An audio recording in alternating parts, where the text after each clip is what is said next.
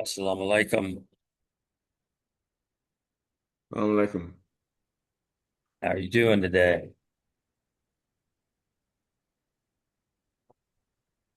Assalamu alaikum. Well, alaikum salam, brother. How are you? I'm doing good, man. Good. Did you have a live program on Thursday? I begged off during Ramadan because of tax Okay. season. Yeah, I was telling somebody was trying to tell me that it was a live program, but I told him that sounded like a replay. Yeah, Okay. yeah. I begged off because it was Ramadan and tax season. Exactly. Terrible combination. But what it was that what was I forget what the program was about, but there were two people who called me Thursday morning. He said, "You listen to Adam's program?" I said, I think it's a replay. No, it's live. They going hard. I get more people coming on the replay than live. Hey. No, I begged off, man. I couldn't do it. It'd been impossible. Yeah, I can understand that. Yeah, plus the fact that now I'm running on one less hour of sleep. I forgot to go to bed early last night. Oh I usually yeah, do that, man. took it away from you. Yeah. I got it. I'm all messed up. I say, I wonder if my devices are going to automatically go to daylight saving time, hmm because I had my alarm set to get up. And I said, well, if they don't do that, I'm all messed up. Right. Well, I mean, all of my, the laptop, my phones, it's two phones I have, pads, they all automatically update. But I also have I have three just regular clocks, Hmm. battery operated clocks in my house, on the wall, on a desk. So Hmm. I always debate whether or not I should even go change them or if I can just remember in my head. that they're an hour off. So I don't have to mess with them twice a year. That's what I do. I have a clock in the back of my office Hmm. in the back room, and I didn't change it. I make the adjustment. So Right. now the clock is right.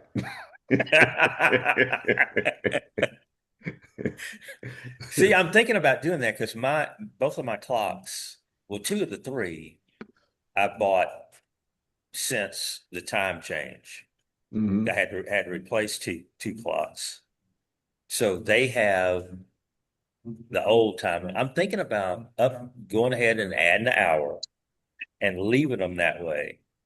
In that sense, I'm either going to be early or on time. You see what I'm saying? Like yours are Hmm. now. Yeah. When time goes back, when you fall back, if you don't mess with them, if they trick you, the worst thing that can happen is that you're early. Right. Yeah.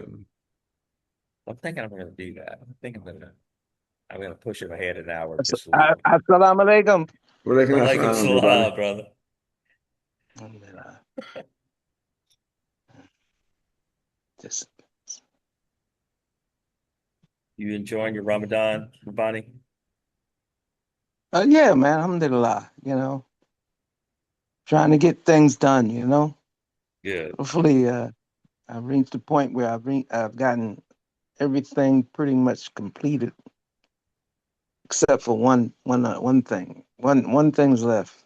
So Okay.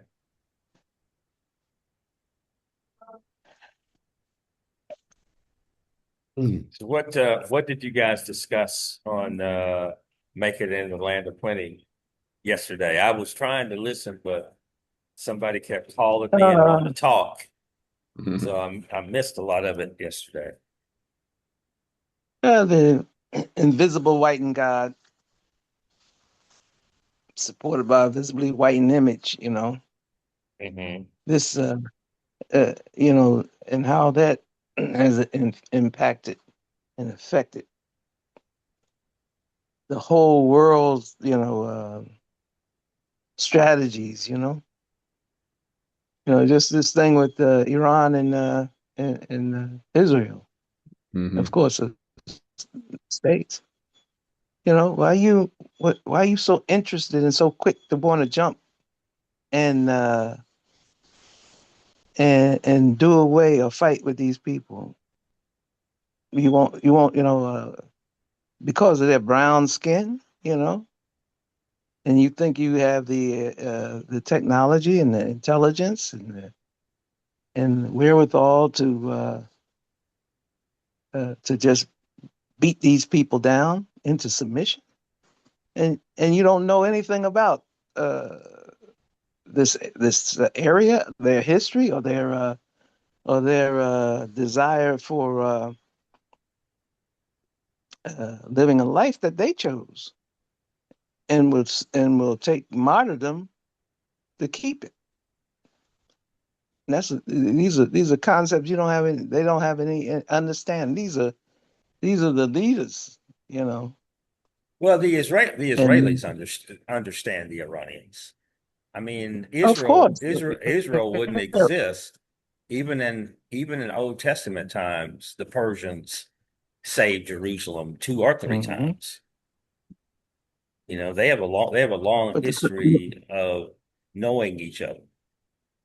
but the thing about it is that these people, most of these people from Ukraine and Poland, you know,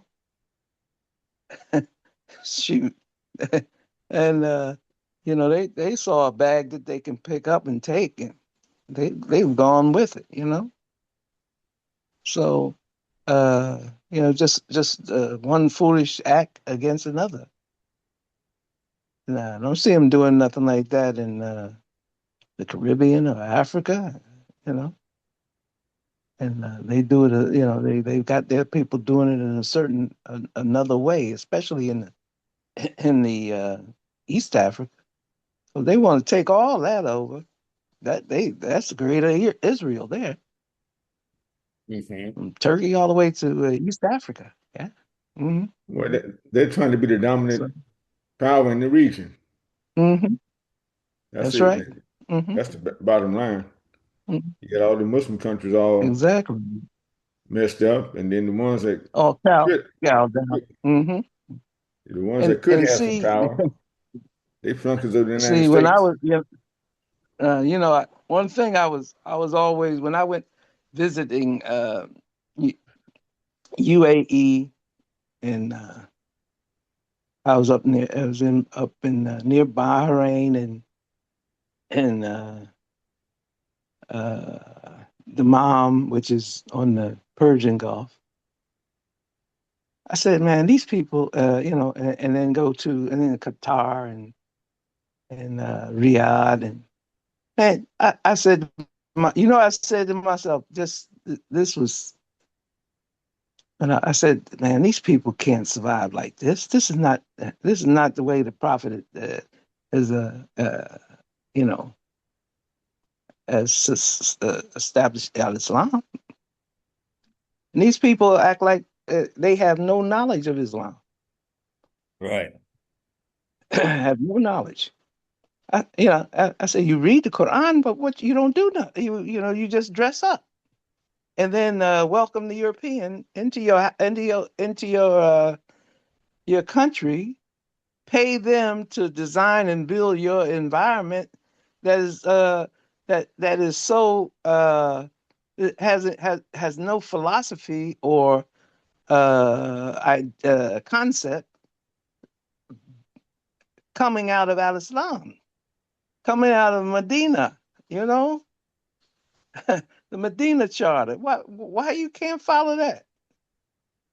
You First see, of all, but first of all, these are the things, and that's why that's why they don't have. And then the ones that they wanted to protect them, have fled, have fled them, you know. Now they don't. Yeah, what they considered to be being protected and underestimated the sciences and science application. Everybody underestimated the Iranians and their scientific capabilities and engineering technology based upon the exact sciences.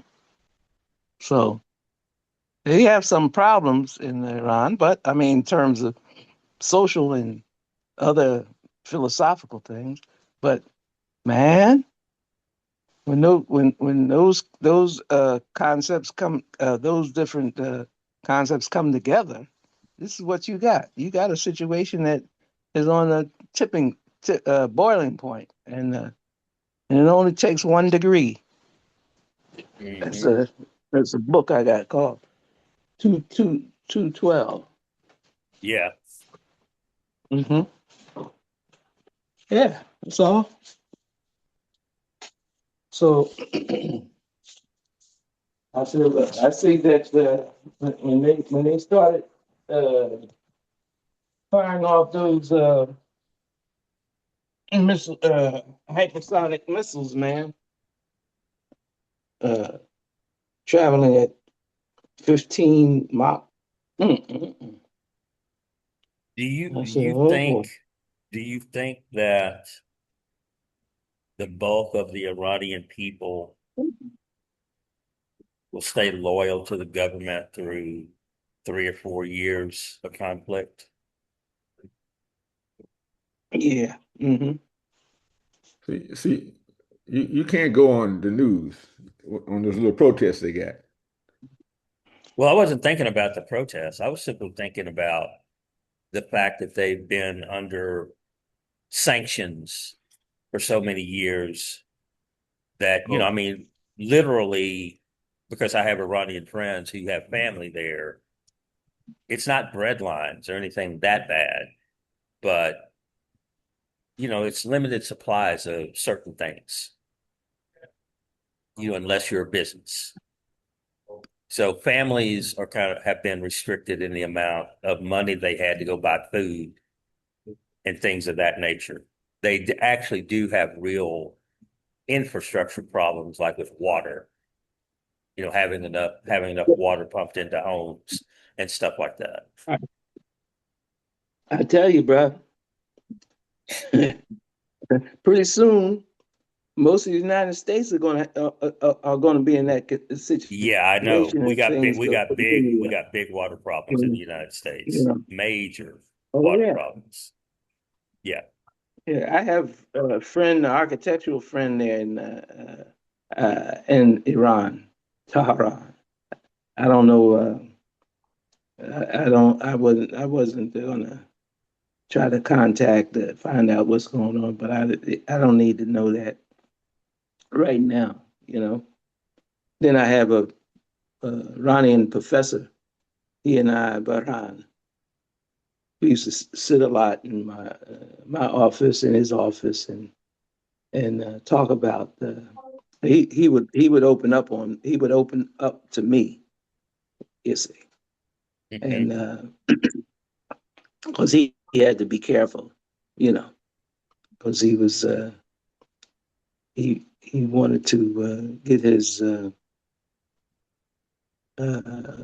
ten, uh, tenure. He was working on his tenure. So he was a structural engineer. Okay. So we had a lot of discussions, a lot of intimate discussions concerning, just because I was over there when the Iraq and Iran war was going on, and I met a lot of the Iranian soldiers at Mahaj. I just happened to be walking down the street from my house, and I saw them coming. They were coming back from Haram, and we just eyes glanced and gave the greetings, and he knew I was different, so we got to communicate with each other, and then also on the bus, I was messing with one of the mullahs uh, with the turban. He spoke English, and kind of got into a banner. And I told him, well, I was from the States. So he respected that really. Uh, Muslims from the States, they're different, yeah, especially our community. So yeah, that was these are little bits and pieces that you get when you travel that is not in the travel log. So, uh, but it was a good experience, a good and human beings are human beings, man. Especially being a Muslim. Right. I know that they have different you know cultural and you know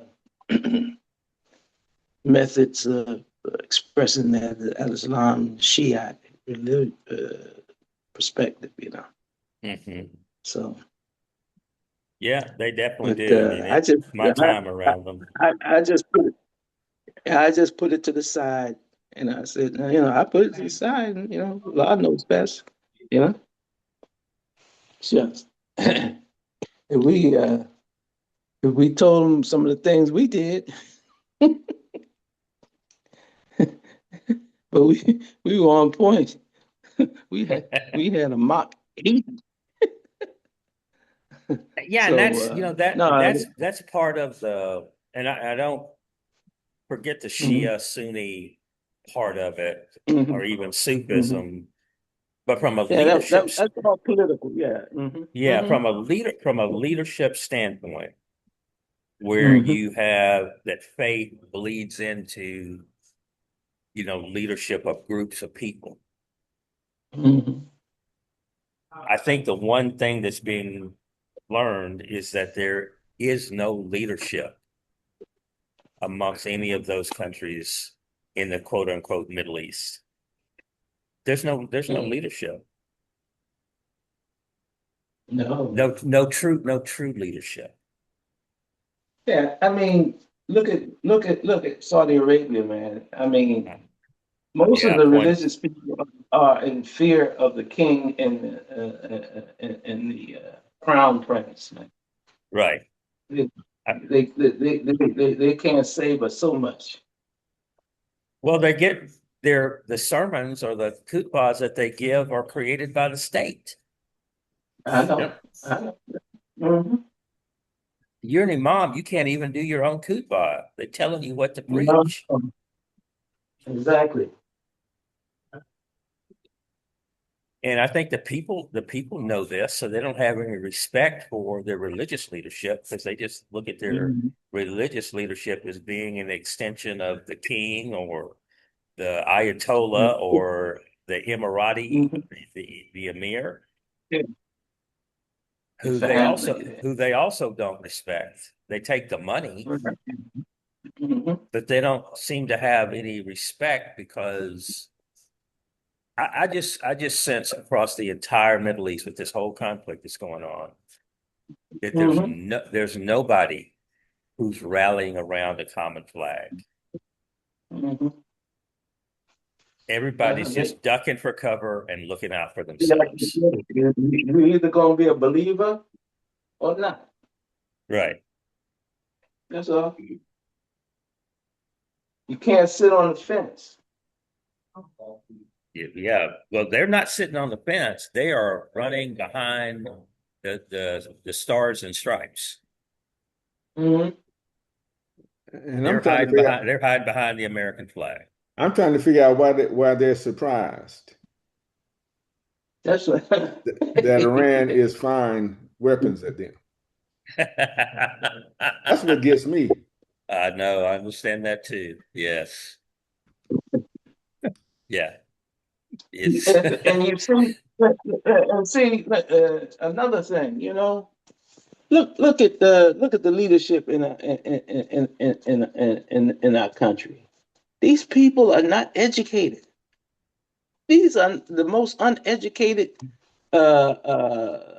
leadership in Congress and in the White House, and many people in even in the Pentagon. right. There is a they are not educated, man. I'm telling you. You would think with all of the fanfare and all of the, and then they talk about DEI. DEI.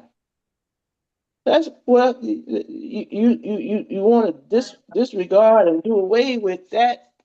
The focus based upon focusing getting after African American, especially African American females, but African American males, we were always in DEI. So in business and everything else, you see. But they let some slip through, you know. But that has always been the case. And then the situation that happened that was in 1776, uh, Caucasian men, rich planners and business people. They had that class, and they had the worker or the slave class. So you want to go back to that in another situation, in another style, another way, another style. And you want to bring that back 250 years later, but in a different form. But they only see the material wealth as the ruling as the way you rule over people. Look at how they have encapsulated the Congress and the Senate. They can't say nothing. Well, because they're bought and paid All for. and paid for. Yes, And, can't say a word. So they know how money, wealth. That's why they're rushing headlong these billionaires to make more and more money, so they can rule in a way that they see fit, the way that they feel that their uh, creator that they worship that invisible. That's why we were discussing, you know, the Trinitarian, well, actually, we call it the invisible whitened God, supported by visibly whitened image, and how it has affected the whole world in all respects. You know, even in our even in our families. We've had that.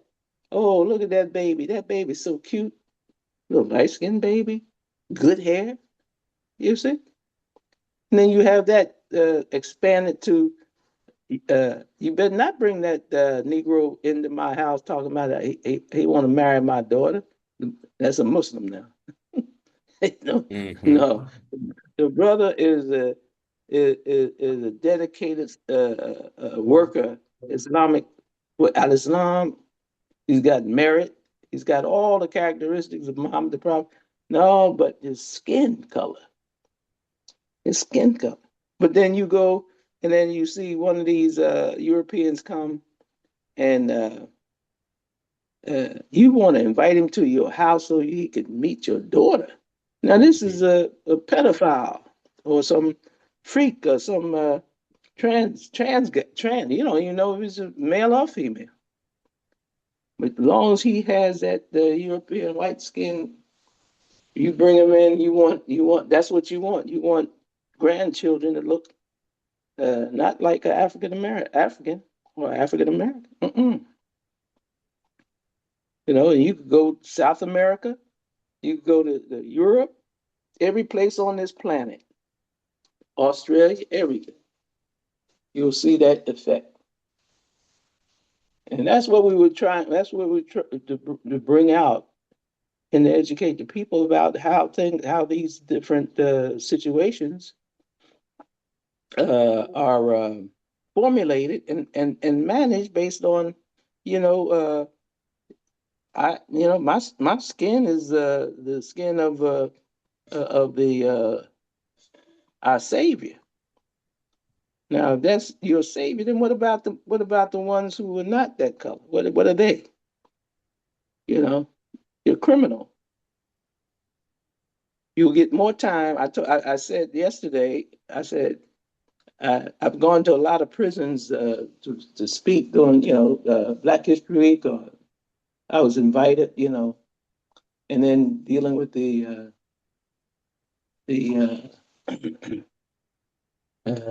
death row inmates, and I get a chance to go out and go out in the population in the yard, and I see in the yard, because they have these blue uniforms, and man, every place I see, every correctional institution I go to, you have a sea of dark skinned brothers, dark skin. Uh, I see a few Adam Bay eyes in there, No, but Lord. but the majority of them are really dark. I'm talking about South Sudanese dark. Okay, Mm-hmm. and I tell them, I said, well, they'll get more time in the once they adjudicate their case, they will receive more time than any other convicts that are housed in the correctional institutions. And I'm the brother, 25 years for what? And then you have a pedophile who gets 4 or 5 years, and they release him early. I mean, it has a deep impact throughout the world and throughout the societies, that invisibly whitened image and its effect. So that's what we were talking about yesterday, Edward. Okay. Yeah. One And of we're these going days, I'm and we're actually, going to keep on and we're going to keep on that subject. We will vary it, but we're going to keep on that. We made a pact to say we're going to keep on that subject and show the connection with that subject, and also to show to try to enlighten and to expose that. See, you can only enlighten somebody in some other subject, and then they have to act on it whether they want to or not. So and most people that they have forgotten what the imam had taught. Because you can see the way people are acting. Well, when you You say know. that people have forgotten, are you talking about the people who knew about it? Because I think that Yes. there are millions upon millions of people who have no idea what you're talking about. Exactly. If you mention Craig, they don't have a Mhm. clue what you're talking Yeah, about. that's what I'm saying. So the application, you'll get something to be you taught something, but you just can't get taught and not act on it. See, that's uh, our religion is about uh, being enlightened and then act on a rational and I would say uh, scientific way, Hmm. and act on it, apply it, application.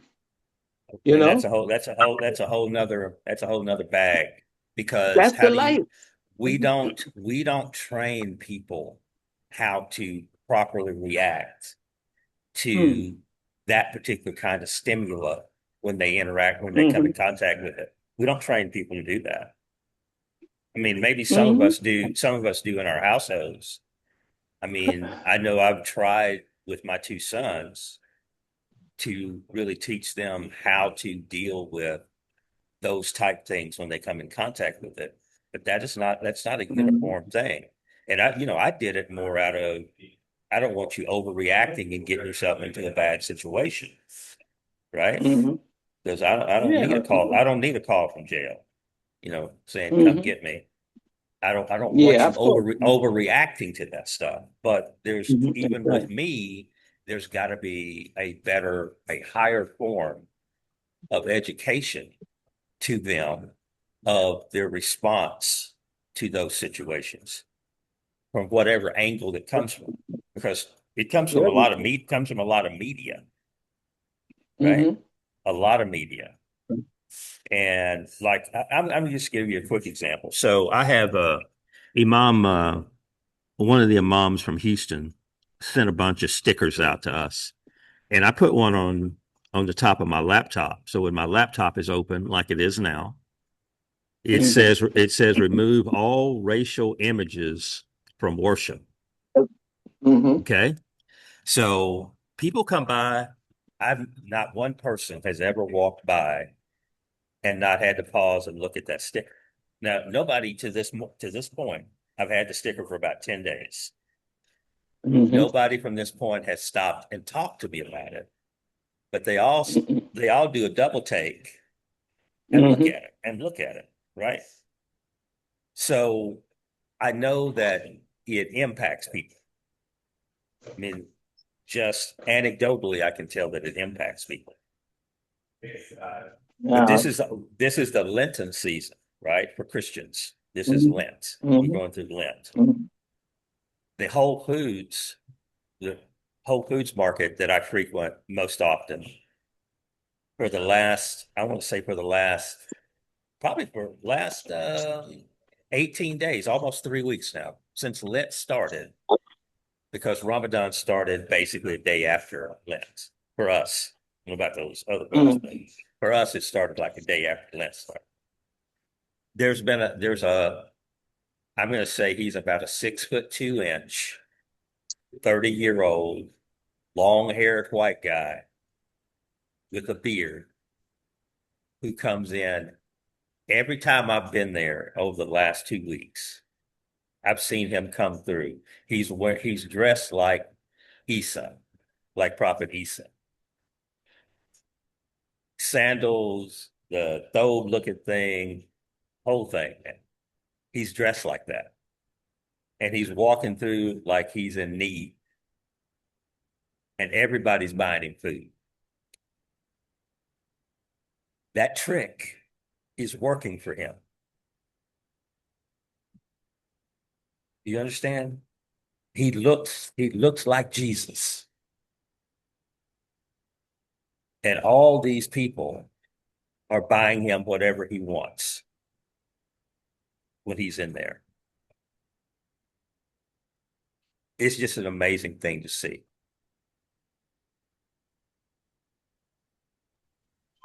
See, if you dress like that, They would usher me they out. will they will they will escort you out.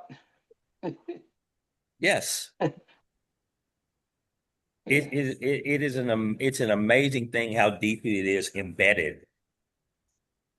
Hmm. And I don't know if in my lifetime there is going to be much in the way of inroads against that made. I just think it's too deeply embedded in certain groups of people. I really do. They'll smile in That's your why. smile in your face, nod their head like they understand what you're talking about, but it's too deeply embedded for them to throw it off. Yeah, I mean, if you've been using a black American Express card all your life, man, you or a credit card, and been getting the results. Why you need to? You can't. You don't. Somebody tell you you got to give it up. Yeah, next week sometime maybe. Come back in Exactly. a year. Exactly. Well, so we went down a rabbit hole for everybody that's just joining us. Assalamu alaikum, Ramadan Mubarak.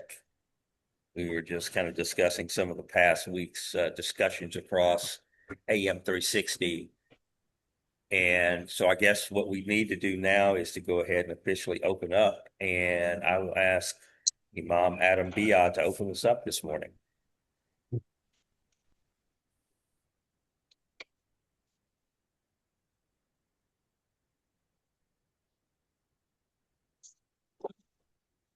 أعوذ بالله من الشيطان الرجيم بسم الله الرحمن الرحيم الحمد لله رب العالمين الرحمن الرحيم مالك يوم الدين إياك نعبد وإياك نستعين اهدنا الصراط المستقيم صراط الذين أنعمت عليهم غير المغضوب عليهم ولا الضالين آمين. Uh, Ramadan Mubarak, everyone.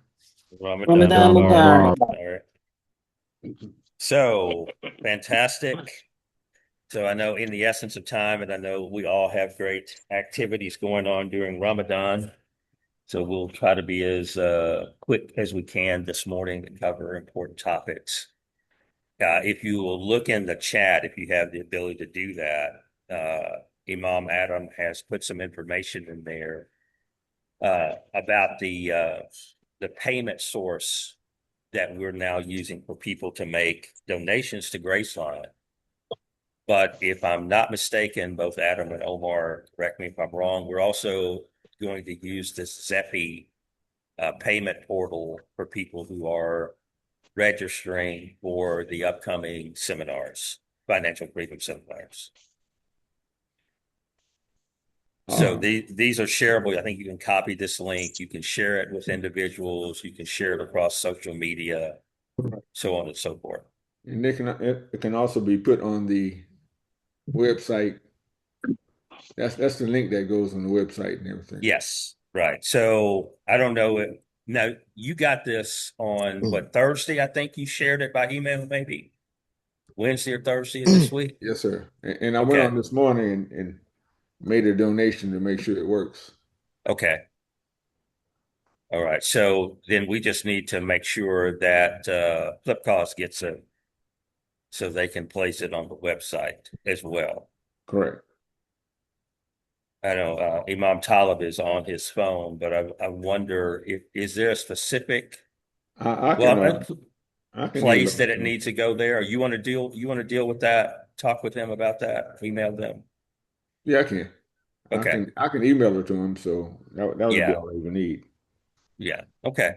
Assalamu alaikum. I'm not seeing the link. Maybe it's my phone because I have a limited. I see it's something from Talib, alhamdulillah, and I see what I said to everyone, but I In the don't see chat, Adam's name. Yeah. Go up. Adam would be the first one, first one that has put anything in the chat today. right above yours, as a matter of fact. Mine was at 11:15 a.m. and you came on at 11:22 a.m. Uh-huh. You don't see it? I'll do it again. No, well, it's not that. It's just my phone won't let me. I'm on a phone, so alhamdulillah. Well, we can also email it to you, Sister Martha. Okay, yeah, Yeah. because while I have the money in my hand. Oh, Lord have mercy. Hey, give us 10 seconds. Yeah. Hold on. As my as my old English teacher used to say, a word to the wise is sufficient. It's vicious. I've been advertising it, and I go, wait a minute, you haven't registered yet. What do you mean? I could go to the site and do it too. Alhamdulillah. A stitch in time saves 9, saves 9. We have to pay attention to those sayings, right, and follow suit. hmm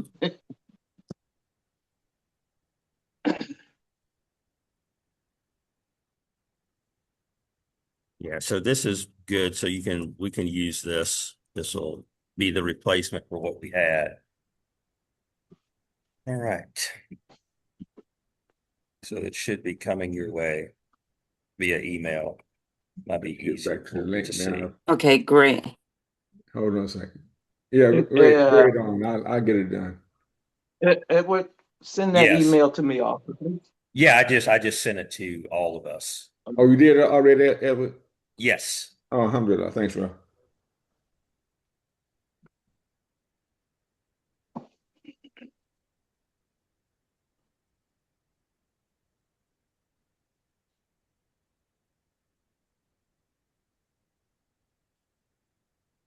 Just let me know if you got it.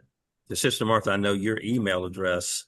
Sometimes I send it to the wrong email when I'm emailing you. So I just want to make sure that I'm sending it to the correct one. My instinct is always to go to info@cwsc.us, but I Mm-hmm. also now check Tootsie. Okay.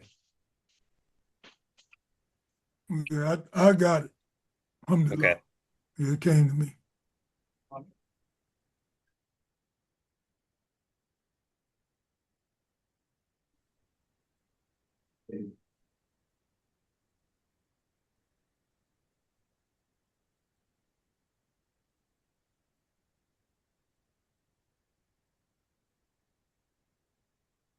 And anyone who has not gotten it, I just have let me that. know. Okay, you do have it? Yes, sir. Okay.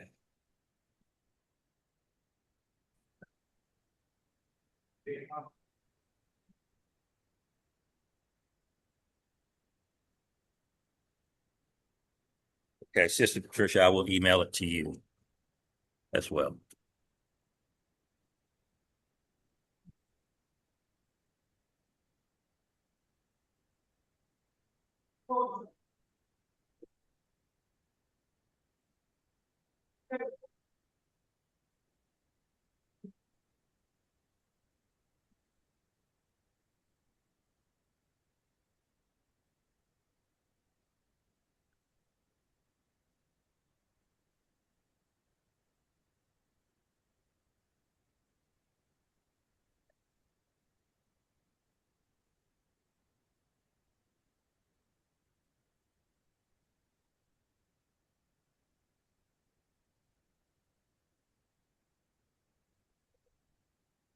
Okay, so I think all of us and other people, I mean, obviously, hopefully everybody takes the link and sends it to others in your network as well, so that they'll have that information.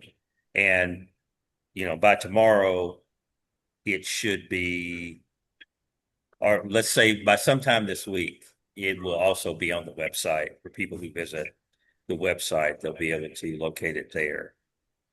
Also, we did, I think most of you got the email that we were final approval on Launch Good, which is an Islamic-based fundraiser that's really active during Ramadan. So we got our final approval there. I haven't been able, I don't know which link to send you. So I'm still trying to figure out which link from Launch Good to put on social media to guide people to donate to Graceline. But I'll try to get that all figured out today and get that link out so it can also be shared amongst anybody in your network as well. So that's something that we tried to do, I want to say back in 2021. And it was during the period of time that we were shut down, that IRS was basically shut down for COVID. So we did not have a legit 501c3. So Launch Good wouldn't take us at that time. They would not allow us to fully register at that time. But now we're there and we'll probably continue to promote Graceline and our activities through that particular organization on a periodic basis. Just keep the campaign going. And just as far as updates on things, that's pretty much all that I have. I'll kind of probably turn it over to Brother Omar and Imam Talib about the upcoming seminars. We're just a little over 2 weeks away. And before we do that, I want to thank Sister Martha for promoting the seminars on AM 360. A couple of different programs this past week. She went out of her way to not only verbally talk about the program, but also to put the flyer up on those programs for people who are watching on Zoom and on YouTube. So I really appreciate that. Alhamdulillah. So guys, Brother Omar and Mom Talib, any updates on where we are with everything? Still on track, got everything up and running, doing good. Anything that any of the rest of us need to be aware of that we need to help you guys with? The seminars are on track. We have everything that we need to launch the seminar. I am working today to get the payment information into jot form. So all of that will be taken care of today, and I'm looking forward to the first session. Alhamdulillah, thank you so much. Imam Talib, anything to add to that? And also, I just want to say that I did catch part of your presentation on Study Al-Islam this morning. Again, an excellent job, and hopefully people who follow you there will also follow all of our contributions, but again, get a chance to be, addressed by you during the seminars that we have coming up through Graceline as well. Thank you for that. Yes, sir. The only thing that I have to report on my end is how I'm going to market the seminars at Masjid Muhammad, as well as my small network of people, some Muslim, some non-Muslim, but I mean this is going to apply to everyone, because the presentation itself is neutral, but and I'm not going to print a lot of them, because in fact I'm going to try and print out I'm going to do some two-sided flyers, but I'm also going to do one-sided to encourage people to use the QR code. And I'm going to do it that way just to save myself a little money. But there's enough information on the front part of the flyer for them to be able to join. And then, of course, I'm going to have that group that it's going to require, some explaining, some one-on-one to try and show them what the benefits are. I also want to use it as an opportunity over the next couple of weeks to, and I'm hesitating about this because I'm kind of putting myself in a position that I've been in before, and it hasn't gone so well over the years. But I don't know if I told you all or not, but over a year ago, or maybe it was about this time last year. Yeah, it was. January, February of last year. The Imam Talib Sharif allowed me the opportunity to be able to present an idea to the board. And the idea was, as I looked at the existing committees at Masjid Muhammad, none of them dealt with the two most important things that we don't deal with, which is money and death. And I had proposed to them to set up a financial empowerment committee. Long story short, they didn't accept it. But the issues and problems that are associated with the types of things that financial empowerment committee could have done are even more necessary now than it was back then, particularly since Omar has put together this financial freedom document. So I'm going to go back to him once again and see if I can rekindle that proposal.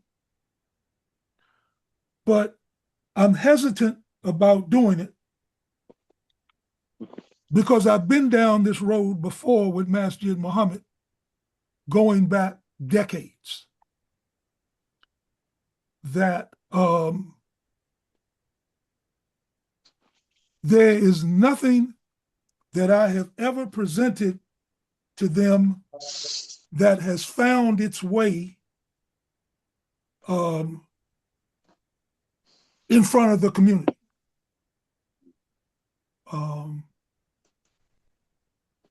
And so, it's kind of like whatever it is that, who is it? Einstein said something about the definition of insanity is to do the same thing over and over again and expect a different result. Well, that's not going to happen. And so, and I understand it, because if I follow the logic to its logical conclusion, my experiences, they far exceed the experiences of those that are either serving on the boards or have served on the boards, and even the imam himself, who I really don't know, and he doesn't know me. But what I do know of him is, and he knows of me, he knows my background is that of an entrepreneur, a businessman. I know his background is the armed services. And I understand it was specifically more in intelligence. So his leadership at Masjid Muhammad, which I follow, is based on his training. I mean, he's been disciplined. I believe he was in the Air Force. Well, he's been disciplined by the Air Force. And it shows itself in how he conducts the business of the community. And the community chose him. As long as I'm there, I'm going to respect his leadership until I get to the point, which I've gotten to before with Masjid Muhammad, not under his leadership, but under the leadership of others. Imam W.D. Muhammad taught us that rather than stay in a community and complain about what the imam is not doing, to remove yourself respectfully. You know, you don't have to get up in a community meeting and shout and jump up and down on the desk and point fingers and cause any sort of fitna. Just leave. And I've done that. But at my age, where I am right now, I don't want to have to go somewhere else. I guess I'm going to end up being a glutton for punishment and try to, just keep asking Allah for some direction, to be able to help. So he has extended to me the opportunity to do a presentation for Graceline. And I plan on doing that, but I want to do it with you all's help and assistance. Because I got sense enough to know if I'm the only one presenting to Masjid Muhammad's board on whatever day it's going to be, I can tell you right now the answer is going to be no. We ain't doing that. And only because it's coming from me. And I'm not, and as I told the imam, I want to do this where I'm not asking the community for any money. I'm asking the community to participate in the process. And I explained to him in less than 5 minutes what that process was. I'm looking to get anywhere between 500 and 600 people to register for free as members of Graceline. I want your name, your city, state, zip code, and your email address. Your phone number is optional. Once I get those things, you are a member of Graceline. I'm not going to sell that information to no one. I'm not going to give it to anyone. I want to build this base up So once I get to that number, I'm going to send out a survey to the entire membership in Graceline's database. And what I'm looking to do is to get back 279 or whatever it is we need who live within a 33 to 35 mile radius of Masjid Muhammad, which is going to include the states of Maryland and Virginia, because they fall within that 30 some odd mile zip code, to get back at least 200 and some odd surveys so that we can then put our business plan together, which I understand the last time we talked is roughly 65% complete. And then as far as I'm concerned, I would use the phrase, at that point, we'll be off to the races. Now, is money going to come into that equation at some point? Yes. We're going to ask people to contribute because we're looking to raise what, at least $1 million to $1.25 million in order to get this credit union open. But I'm not going to be depending on you to raise that amount of money. And I think we said, and I think Edward, you can correct me if I'm wrong, but I think we said there will also be opportunities for people to be able to invest in the credit union where they can look towards some dividends in the future. I think we talked about that. We hadn't set any sort of details or whether there was going to be a minimum investment, so that we don't get people, wanting to invest $100 and then start complaining that they only received a check for 67 cents in a dividend payment. But How did you know it would be 67 cents? Because that's about right. Oh, it's okay. Well, I know the more you invest, the more you can expect to get back. It's not going to be much, but I think even in that case, we may decide to, for example, should we decide to take on investors that we would pay dividends in some yet to be named future, that the minimum investment may be $10,000. I'm just kind of throwing that out. But the point I'm making is, and I'm specifically pointing to Masjid Muhammad, I have heard back a rumor that Masjid Muhammad had a credit union. Now, I've spoken to other people, and no one seems to remember this credit union except the person who mentioned it to me.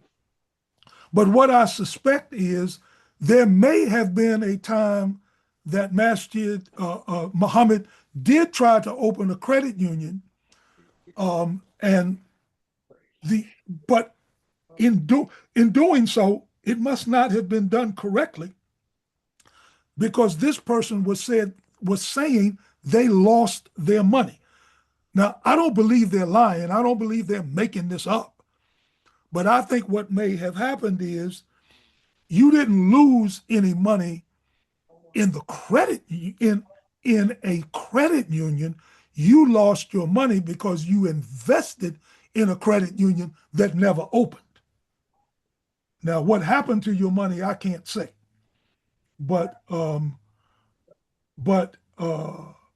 fact, in full disclosure, when I initially bought up the credit union to the imam, and this would have been a couple of years ago,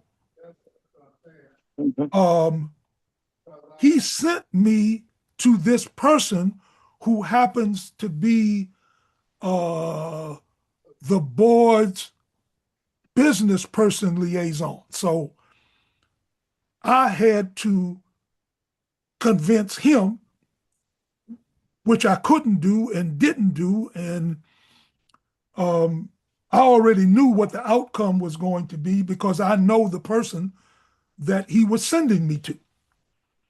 In fact, he and I just, no, not him.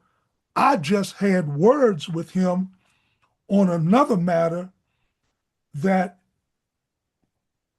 he has been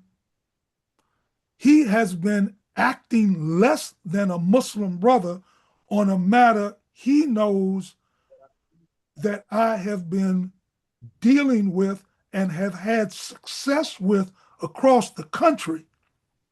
But I cannot get his support here in Washington, D.C. And the only reason that I haven't gotten on you is because you're a Muslim. But that may be changing soon because of something that he allowed to happen without speaking up on it forcefully enough for me. And he knew where I was in the process because he came and told me what he said to the board that he is the chair of, that if you do this, he mentioned me by name, that I'm going to come after them. He already knew it, and he volunteered it to me when they did it. But I know him, and I know that he did not speak up in the process, except to give that warning, and it was probably, knowing him, it was a weak warning. It wasn't anything strong and forceful that he could have easily diverted because he's the chair. But it's a chairmanship that is, where he's really more of a weak link, because the board that he serves on is a government agency, and that government agency babysits this board in particular because they know they don't know what they're doing. So they got to, every meeting, they've got to have 2-3 people, sometimes more, from the government agency to sit in on these board meetings because they don't have the least idea what they're doing. So I'm being brought back into a process that I dealt with across this country, having changed laws in over 24 states, having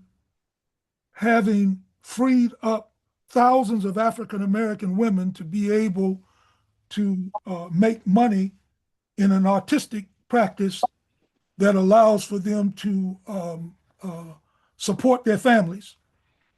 In fact, if you want to get some idea, it has been documented that there are close to 4,500, it's 4,400 and some odd people in the state of Mississippi that have been exempted from the cosmetology laws in the state.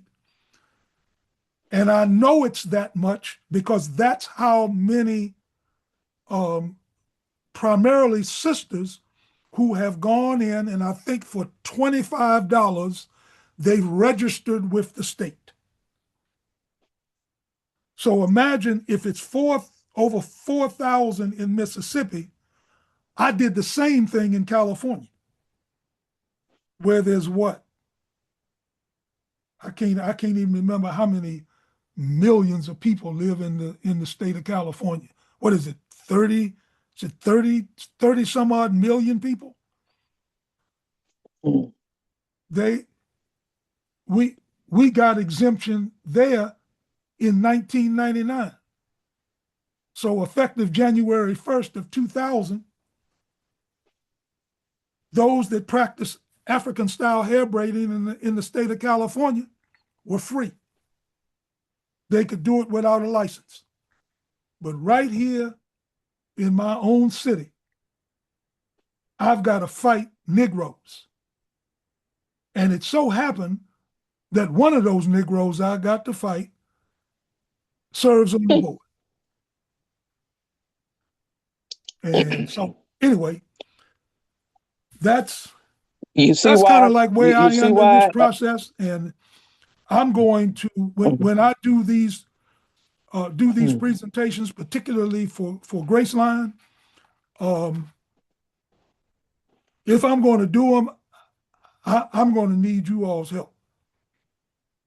And I want to do it where we take them in baby steps. I mean, I would be satisfied right now if we could just get them to support joining Graceline. Let's build up the membership. And should they do that, then that's going to embolden me to go to other masajids in Maryland and Virginia to get people registered to join Graceline. Which I mean, which is going to be the I don't want to necessarily have to do that because that's going to put me all over the place. If this should fail, then my next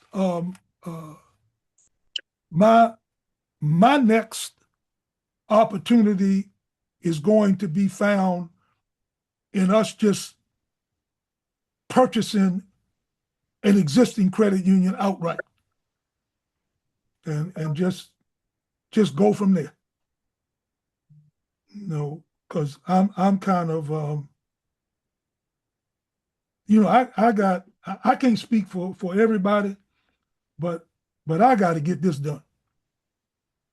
I mean, we got a whole lot of time and energy and effort invested in this, and I want to see more of an accomplishment than what we have been able to do thus far.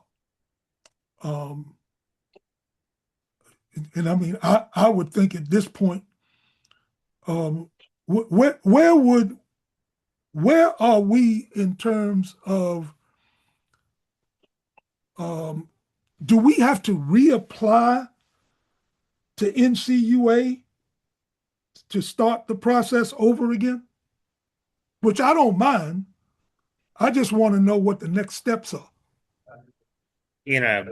Yes, would be the answer. Is that we have to resubmit Okay. the application, and the only reason that they requested the new person that we're dealing with there was the number of members that we didn't have, and I would say much more of a hard line on true membership to be able to proceed. So it wasn't anything that we had submitted before. There was nothing wrong with our submission, other than the number of members of Graceline that we could actually verify. In other words, we had the correct information on them: name, phone number, email address, which are the three primary things that they require just to be able to verify those. So we didn't have the numbers. I think we turned in maybe 13, and this is ballpark, 1,300 members. Okay. And Michelle, that is the lady's name from NCUA, basically said we need to see like 3,000 or 3,500. And I don't remember which of those two numbers is 100% correct, or somewhere in that range. of 3,000, 3,500 That doesn't even members. make sense. And I Well, would challenge her on that. And it doesn't. here's why I would tell you it doesn't make sense. Mm-hmm. Let's say we turned in 5,000. Yeah. How do you justify wanting us to have 5,000 when we have a list of credit unions? They may only have 30 people. Exactly.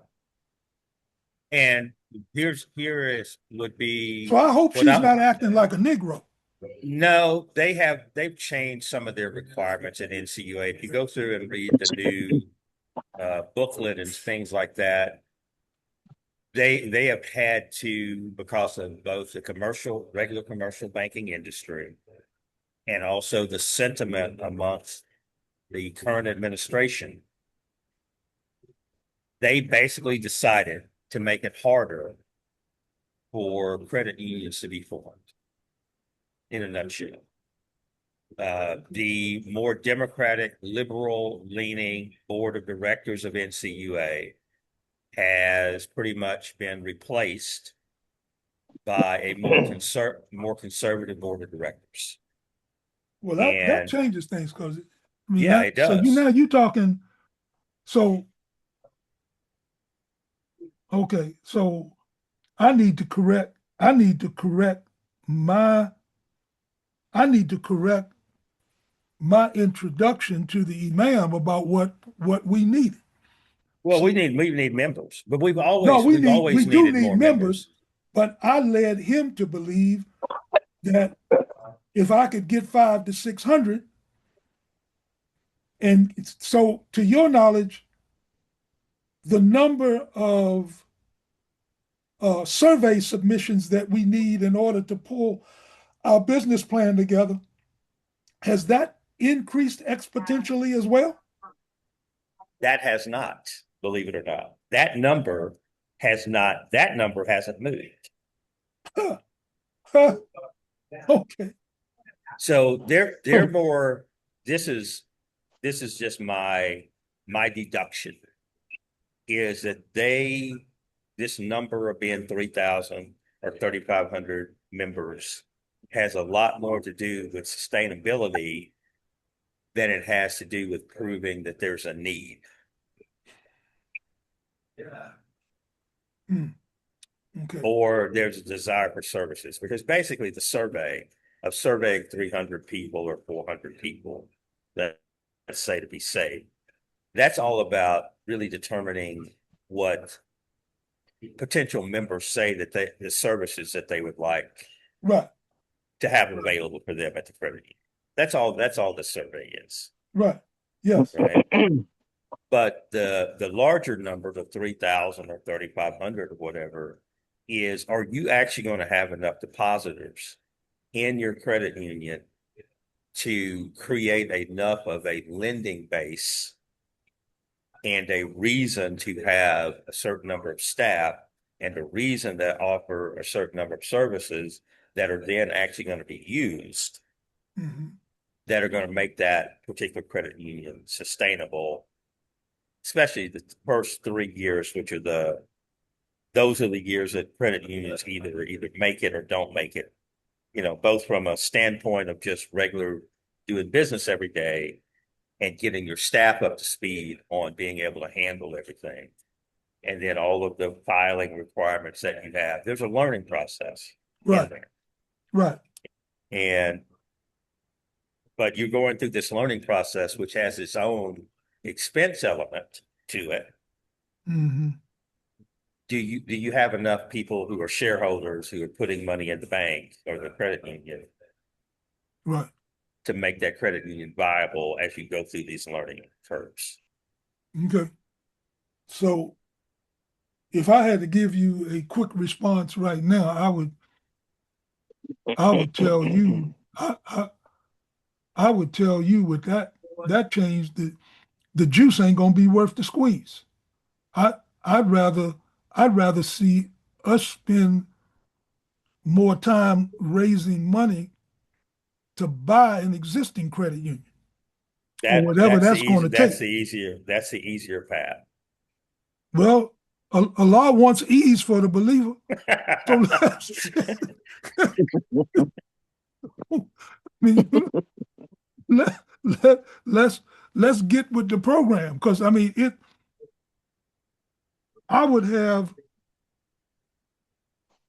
I mean, trying to raise money or raising money has, I mean, once I learn the formula is not going to be an issue, for me at this point. I mean, it won't. I'm thinking just off the top of my head that, and this has always been the case. I've always earmarked $10,000 to invest in this process. Mm-hmm. I could get more. I mean, I guess the short answer is money doesn't scare me. If we find a credit union that is in the hundreds of thousands of dollars, I can see that being doable. If they want $1 million, it just means we're going to have to find, 1,000 people with $10,000. If I'm doing that math correctly, but and I don't think that would be difficult, particularly if those who are investing in the purchase of the credit union, that money is being held in escrow until we can actually affect the purchase itself. Yeah, that's exactly right what you're saying. So the money part of it, I think the money part of it becomes a lot easier when either you've identified and you're in the process of actually taking control of an existing credit union, or you have gotten to that last stage of chartering brand new credit union, and there's a letter that they sent you, right? That basically says that you've gone through and, checked all the boxes or whatever, and that the next thing they need from you is capital that allows you to then go out and raise capital. Right. So in either one of those cases, yeah, that's rubber meeting the road. You still need the money. Right. But right. I think in both of those cases, the money raise becomes a lot easier. And as you said, that money, properly handled, that money goes into an escrow account. Mm-hmm. And only the trustee or trustees of that escrow account have the ability to then do anything with that money. And Right. it's going to end up being done 100% legitimately in most cases.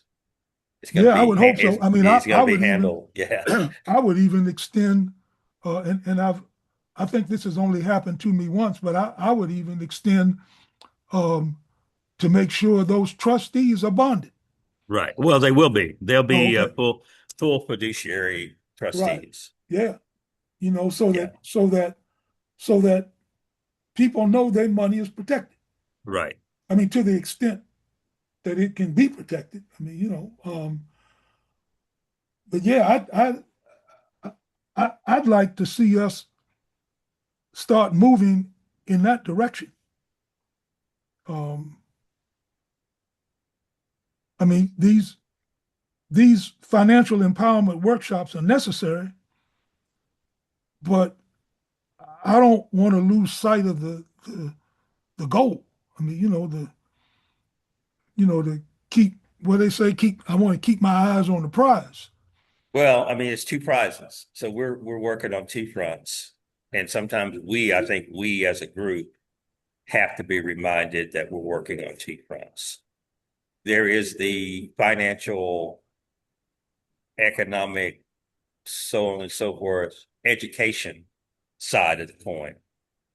That is Graceline Community. That should be perpetual. That should never end.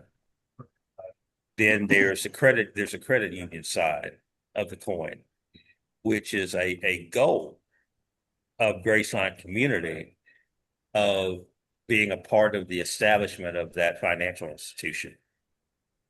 But when that financial institution comes to fruition, Graceline Community's work continues, maybe in conjunction with the credit union. Now, I would say we had talked probably, about that. 100% in conjunction with the credit union. Yeah. Of actually putting on classes for people who are members of the credit union on a nationwide basis. Right. Yeah. But Graceline Community is not going to go away. exactly. No. So just remember, I mean, there may be two separate boards. Maybe a board running Graceline Community, and then those who are actively involved in managing the credit union. Yep. You know, with some overlap, it's possible to have some overlap there, but both on the same track, working to do the same thing in the community, uplift the community economically. All right. Well, look, I'm not going to speak for the rest of you, but inshallah, April the 29th, I'll be 74 years old. And still a young man. Still a young man. You keep saying that. I'm not even telling you what I'm going to tell y'all. I'm going to tell you like my wife tell me. We big age people. Yeah, that's what I am. I'm a big age person. You know, and Rabani, you can't laugh. You in the same boat. Just grab a oar. Martha's got her hand on one oar. Yeah, mine is March 18th. Okay. Talib. Yes. Okay. 74. Yeah, that's right. You what? And that could be the Eid, won't it? Or is the Eid the 18th or the 19th? That right around somewhere there. in there. Yeah, right around there. Yeah, right around there. Yeah. All right. So you're gonna have the big Eid.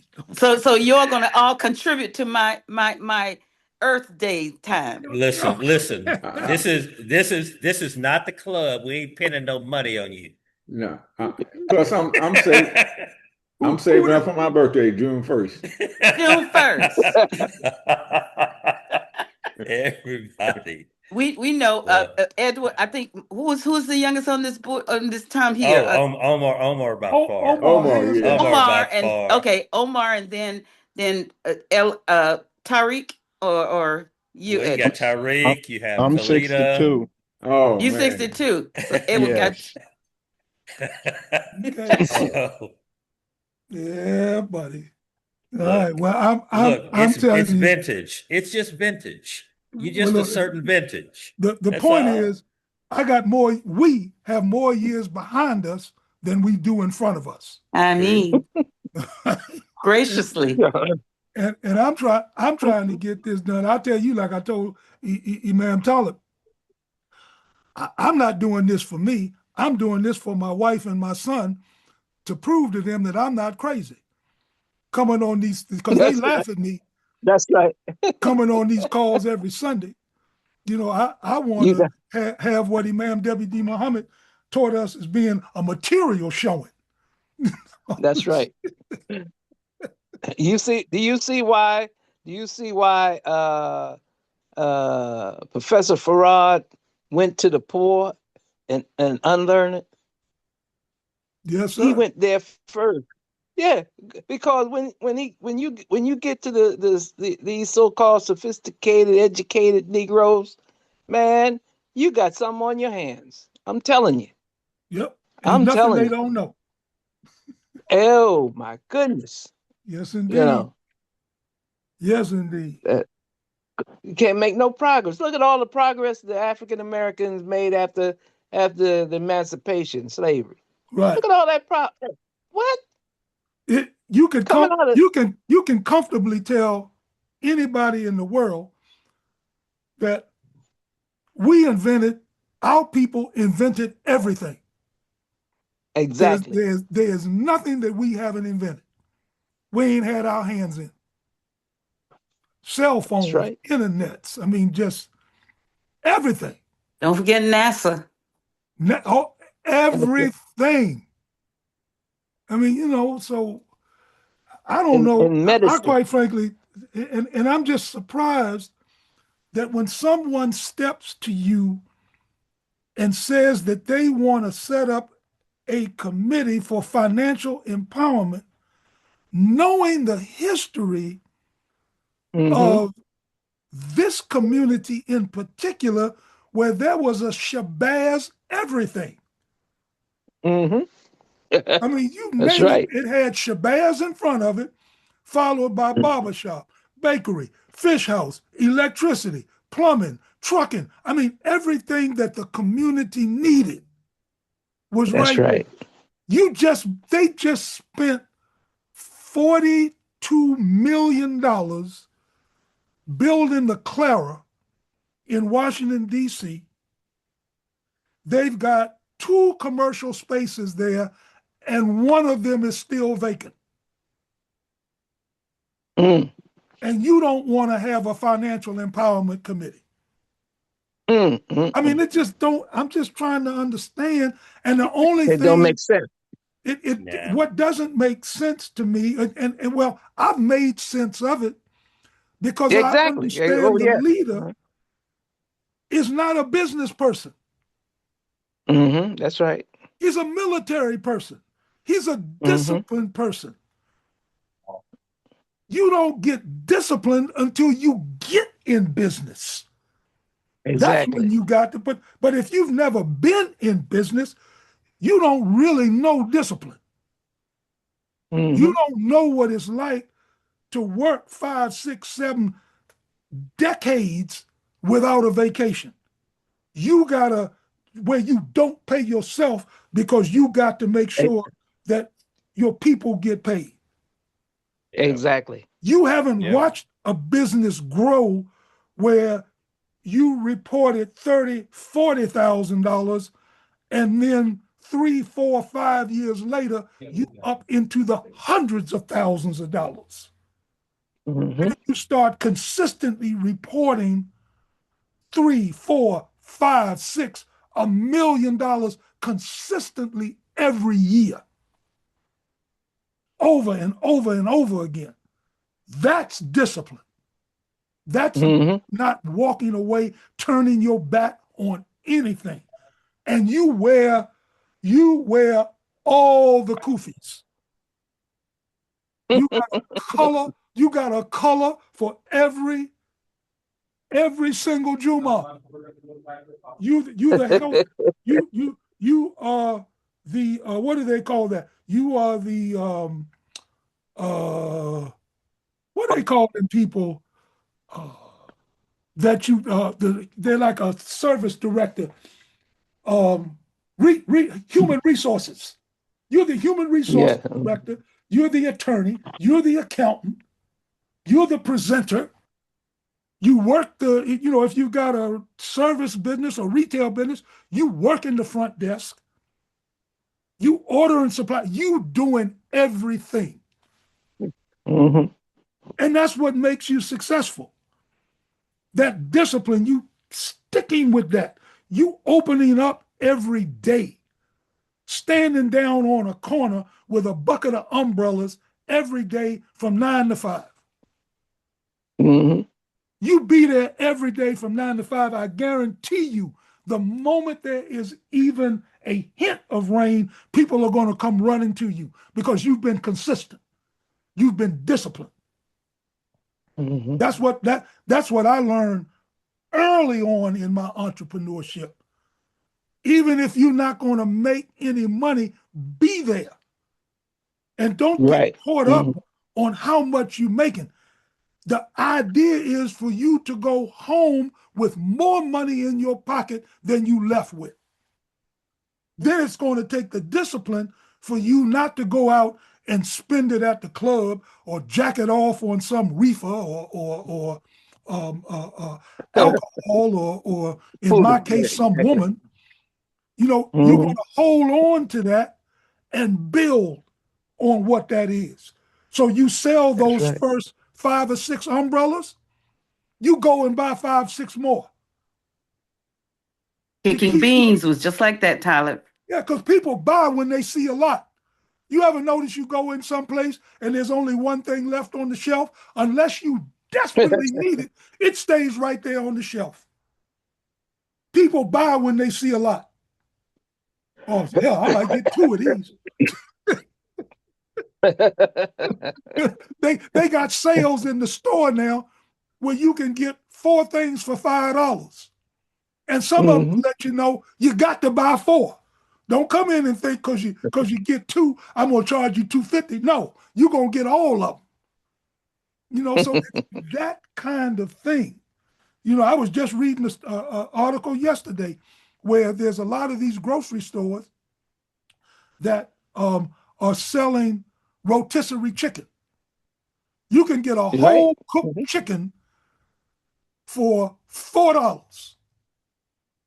And they still calling it the same thing in 2026 that they were calling in 1976 when I had my store. It's called a lost leader. I had it.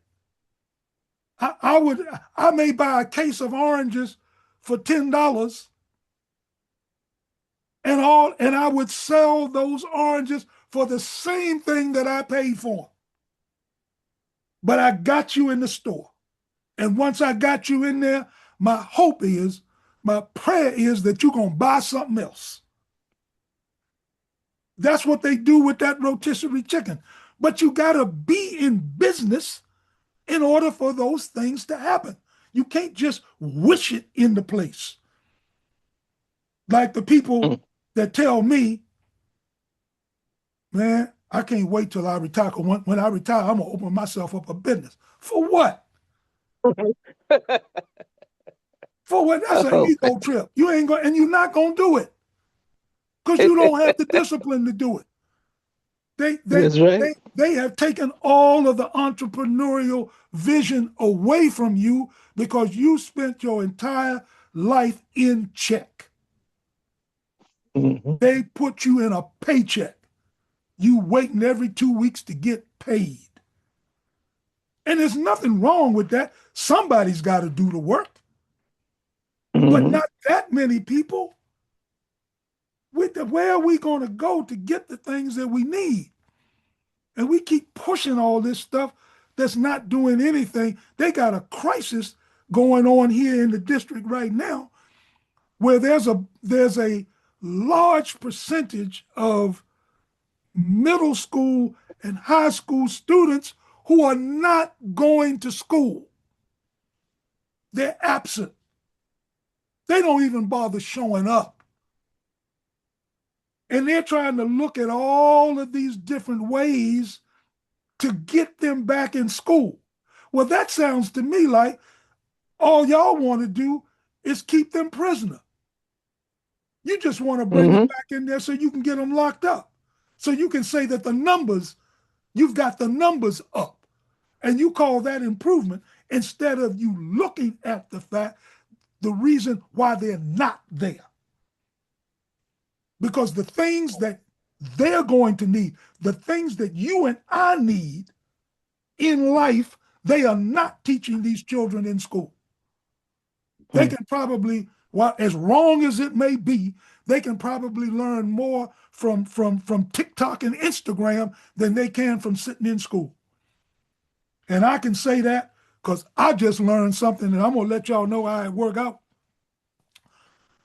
I learned something about growing my own food in my house. I've got some celery downstairs right now that some romaine lettuce downstairs in my kitchen right now that's growing. I bought a head of romaine lettuce. I cut it off at the bottom. I set it in some hot water, and I kept making the water hot for maybe 15 minutes or so. And then I left it sitting in the water. And if I wasn't so far upstairs, I would go downstairs and show you where that lettuce leaves of lettuce and stalks of celery are starting to grow in the water. Mm-hmm. And then it tells me as I start to see it rooting, because roots are going to come out, to take that lettuce and that celery and put it in a pot and keep it watered and watch it grow. Now, I learned that off of this social media thing. Mm-hmm. But who in our communities around the country, who's teaching agriculture to our children? Who's teaching them how to grow food? Well, they actually do. They have Future Farmers of America programs. I know across the South. I mean, where Are I we in grew, them? well, yes, there are African Americans who participate in Future Farmers of America in the small towns. I can't speak for everybody. Right. I can only speak for the area of Texas that I grew up in. There were a lot of African Americans who were in Future Farmers of America. Right.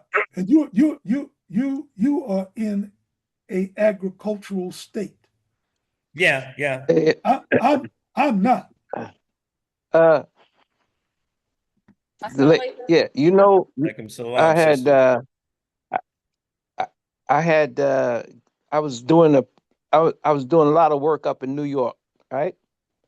So when I'm in New York and these old buildings, walk ups, 4 or 5 story walk up, and I go up on the roof, and I said, man, these Negroes need to grow their foods on top of the roof. And all of Harlem, you know, they talking about food deserts. No, no, no. You just have to use the roof. The roofs were gradually sloped, but they were flat. In essence, it would be a flat roof. And I had shown everybody how to lay it out so that you can have, you know, the ability to grow all types of foods and have it done in a way that you have different buildings, the different sections that grow different products, and then you have, and then what that leads to agriculture is the fundamental basis of financials, the financial system, and the national financial system comes from agriculture. Mm-hmm. When you Right. go to the when you make a row, we call it a bank to put your seeds in. That's how the word bank came about. The Mm-hmm. banking. Right. And Right. what about yield? Where did yield come from? Agriculture. Mm-hmm. Investment. You put it in and you get a higher yield. Right. So all of your financial systems or your financial international system come from agriculture. Right. The language and Yeah. and the success Mm-hmm. and the pleasure. Yep. Money does So grow on trees. and and on roofs too. Yeah. Yes, sir. Yes, sir. So, but they, you know, but people they couldn't see that. They were too busy. Even when you go to I taught at the agriculture university, Florida A&M University, Florida A&M Agriculture and Mechanics. But Mm-hmm. they couldn't see that because they Right. were only there to go through the motion of teaching, getting I call them the 2 week people. I Mm-hmm. think that was the thing that got me out of there was the two. What they call it, we call it 2 week people. 2 week week in terms of their thinking, and and TWOWEEK. You get that check every 2 weeks. So I call them the 2 week people. So these are the people who don't have any vision, any imagination, scared to do anything. Uh, Test it out because they have to get approval from the state, and the state those crackers don't want anything to do with you. All right, unless they're making the money first, and giving you penance like any research.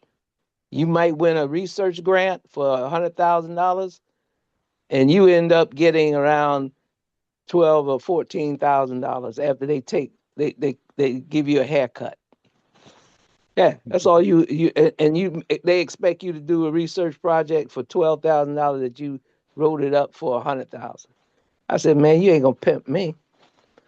That happened to me once, and that was it. Yeah, shoot, I ain't. Hey, listen, That's pimp action.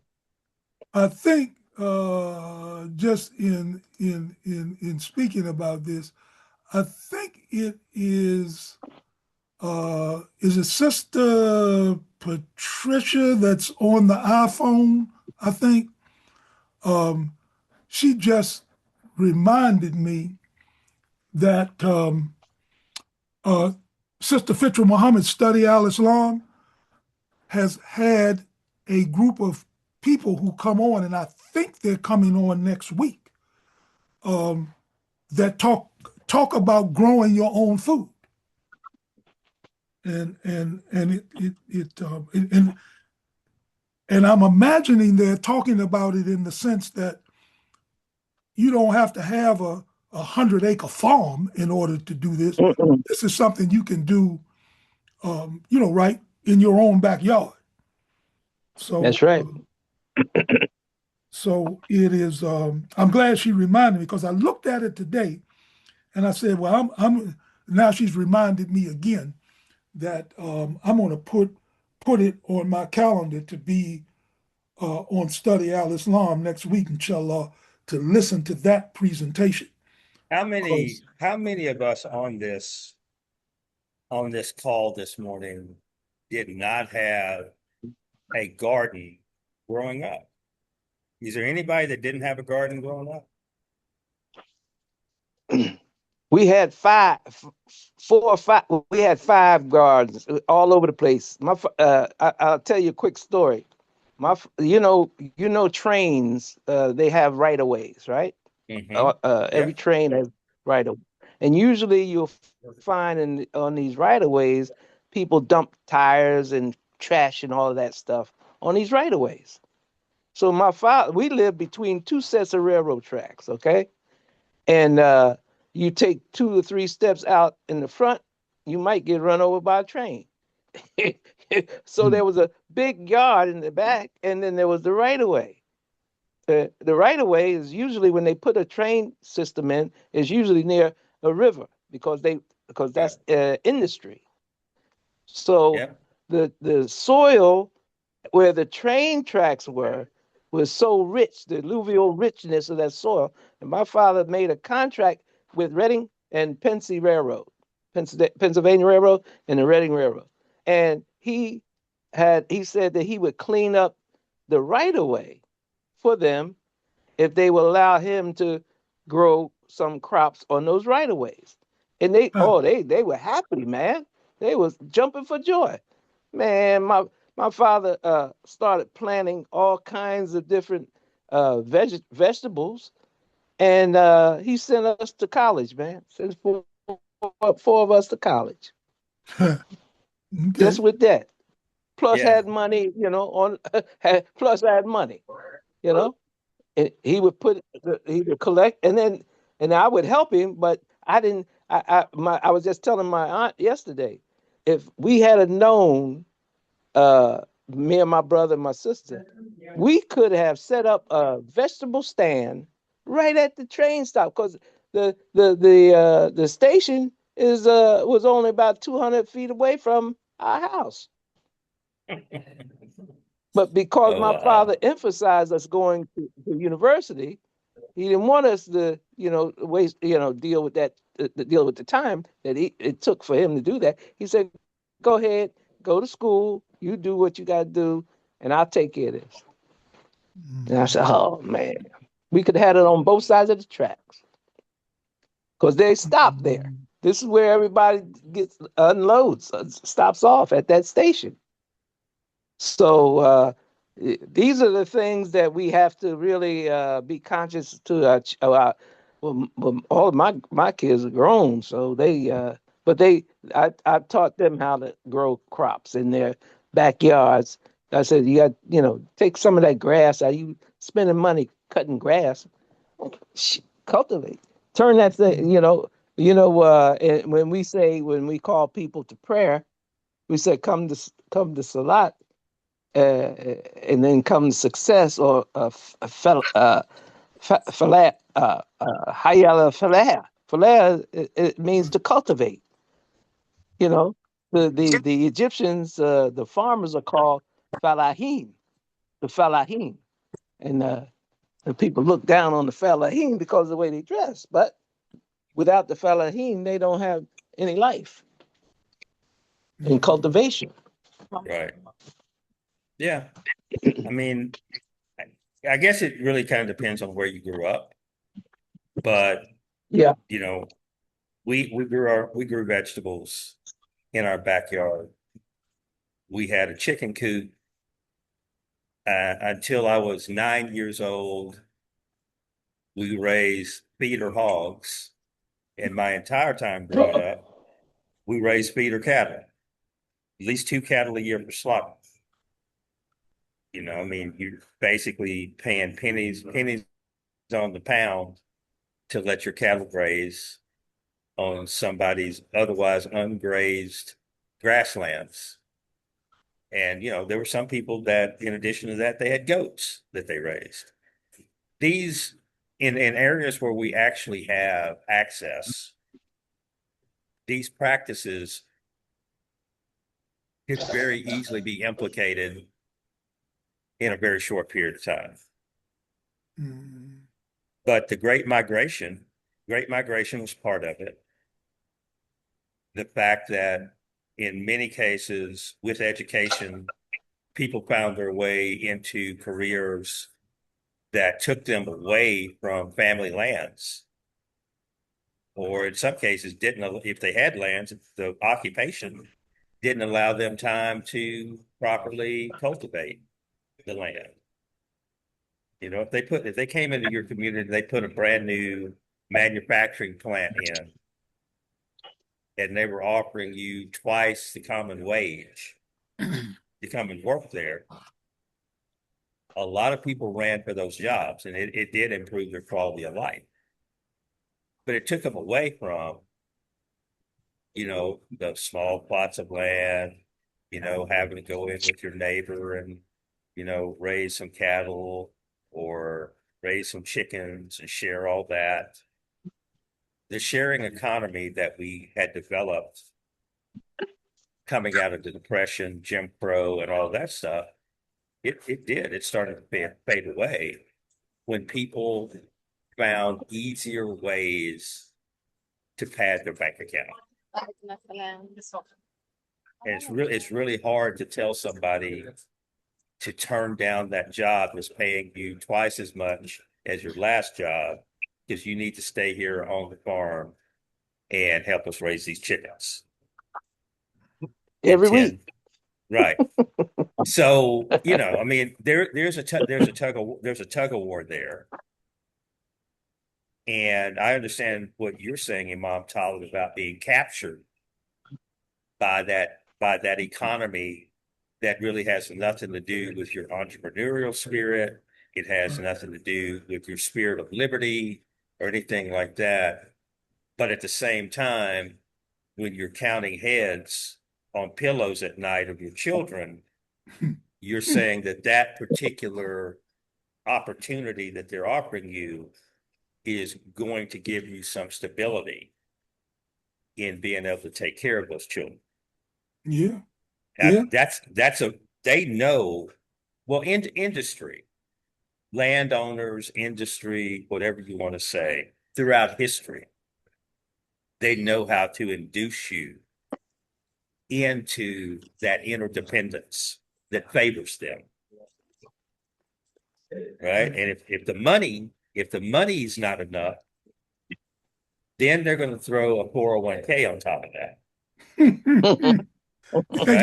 You got to make sure they're going to keep you in check. Well, I mean, they're gonna keep you at the spigot because the spigot, oh, that's not enough water for you. Let me turn it up a little bit. Is that Right, cold enough for you? right, Right? I mean, these small inducements to keep you coming back. You don't need your own well. I got a well right here. Just, right. if you come put in your 8 hours a day, you can take as much water home. Just bring your 5 gallon thing, load up, take that home. Right. Right? You don't have to have your own well. Mm-hmm. Right? So these things, it's difficult for the human being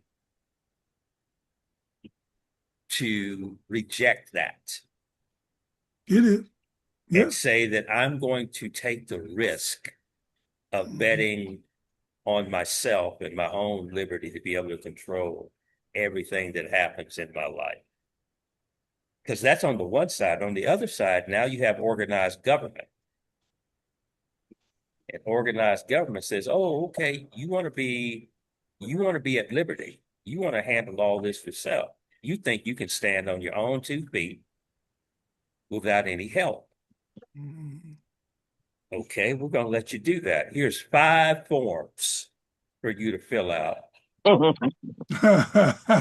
For you to have the licenses that you need Right. Yep. to do this particular enterprise. Yep. And by the way, just because you could make an error, I got some insurance forms that you need to fill out too, Mm-hmm. to make Yep. sure that you are properly insured against any kind of damage That's that you right. may cause anybody that eats your tomato. Mm-hmm. Right? Mm-hmm. Yeah.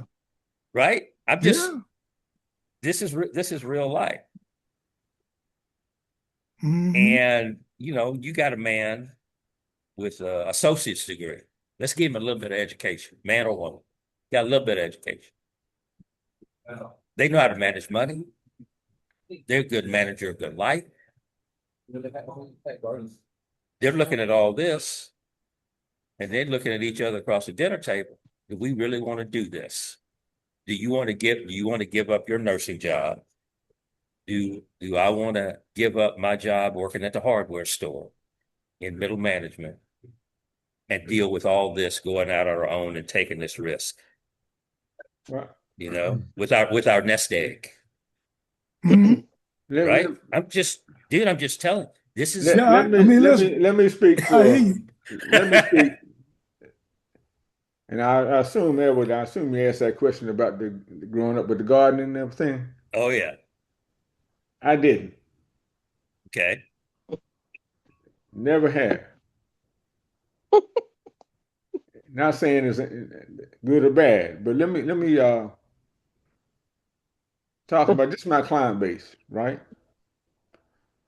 I have people that are so-called entrepreneurs,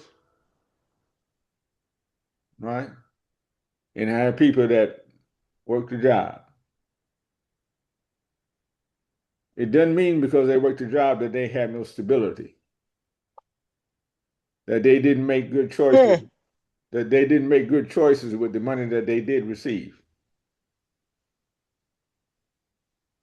And now they lived a better life because they didn't make bad choices. You understand? They made good choices. They didn't try to get something that they didn't have. They whatever money they got, they made do with it, and they were wise in how they do it. So the reality is, everybody's not going to be an entrepreneur. That's the reality. Right. And if everybody's an entrepreneur, who will be the customers? Right. So I think just to be sober minded in the decision that you make with what you have is more important right now. And that's when I'm hoping that Graceline can come in and Mm-hmm. have them make better choices with what they got, because that's where the majority of the people are. Right. The reality is today they're making bad choices because everybody's chasing this dream, and you have people out there that are selling the dream, Mm-hmm. such as the guy sitting in the White House right now. He's selling the dream because that keeps him in the money. Mhm. You follow me? So I think to make sober-minded choices can go a long way for people to live a good life. And that's one of the benefits of being here. They don't have to be this acquisition-minded type person that got to go out there and get everything. Right. Now that was my whole point, Adam. I'm agreeing with you. My whole point But is you know, people are faced with these decisions on not on a daily basis, but a couple of times in your life, if you're that sober-minded person who has aspirations for living better, you're going to be faced with opportunities. I'll give you a great example. 3 years ago, 4 years ago now. This was 2022. A very legitimate organization approached me because they were coming into the Dallas-Fort Worth or North Texas, really North Texas area with an opportunity to become a franchisee with them. And it was in a business that I know something about. I'd never worked directly in the business before, but they were willing to give me a substantial discount because of my network of people that I know. Substantial discount to become a franchisee with them. Now, if you listen to the pitch and you just look at the potential money that can be made, is an excellent opportunity. When you read the fine print and you're looking at the amount of control that you give up of your life and ownership and different things and your ability to make decisions about your business and things of that nature, now it's not so pretty. And there are different levels to this that people face. If you're going to be a Burger King franchisee, you're going to be a McDonald's franchisee, all of these things, it all looks beautiful on the surface. And there's no doubt that you can make money if you have the money to go in. And in some cases, like Chick-fil-A, which I don't know if Chick-fil-A is nationwide or whatever. I mean, they get a lot of African American franchisees into Chick-fil-A because of the fact they'll franchise. I mean, they'll loan you so much of the money, to purchase the franchise. I mean, they will finance you to a great extent, right? That money comes back to them somehow, right? So all of these decisions are heavy. They're not easy. They're not easy decisions that people have. And if you're not somebody that really understands long-term financial considerations, the effect of long-term interest, appreciation, depreciation, all of these things, you can very easily walk into a business situation that looks very good on the surface that imprisons you for the next 20 years, basically, of trying to climb your way out of it. To the point that I almost say that it's almost better to finance yourself out of your own pocket when you're starting a business, to basically almost start with nothing. Right. Yep. well, and put away enough of your cash flow Yep. to keep yourself afloat through the tough times. And only when you're reaching the point that you know that if I go to the credit union and I borrow an additional $50,000 for equipment, that I'm going to be able to handle that even if my business takes a downturn. Right? you know how the situation was during the 20s and 30s in Arkansas and in West Virginia. Them boys went out back in the woods and started making them some what we call white lightning, and That's why they went deep in the woods, and they made their product, and then had that product sold all over the that region, and that's how the Kennedys became wealthy, bringing that white lightning from Canada into the states when there was prohibition days. And these are the types of resources that people who might not even have education, they can sometimes figure out ways uh, to get the objective that they after in reference to wealth management and money. And so the Caucasians had the government had to sanction the FBI and other agencies to go in there because they were cutting into the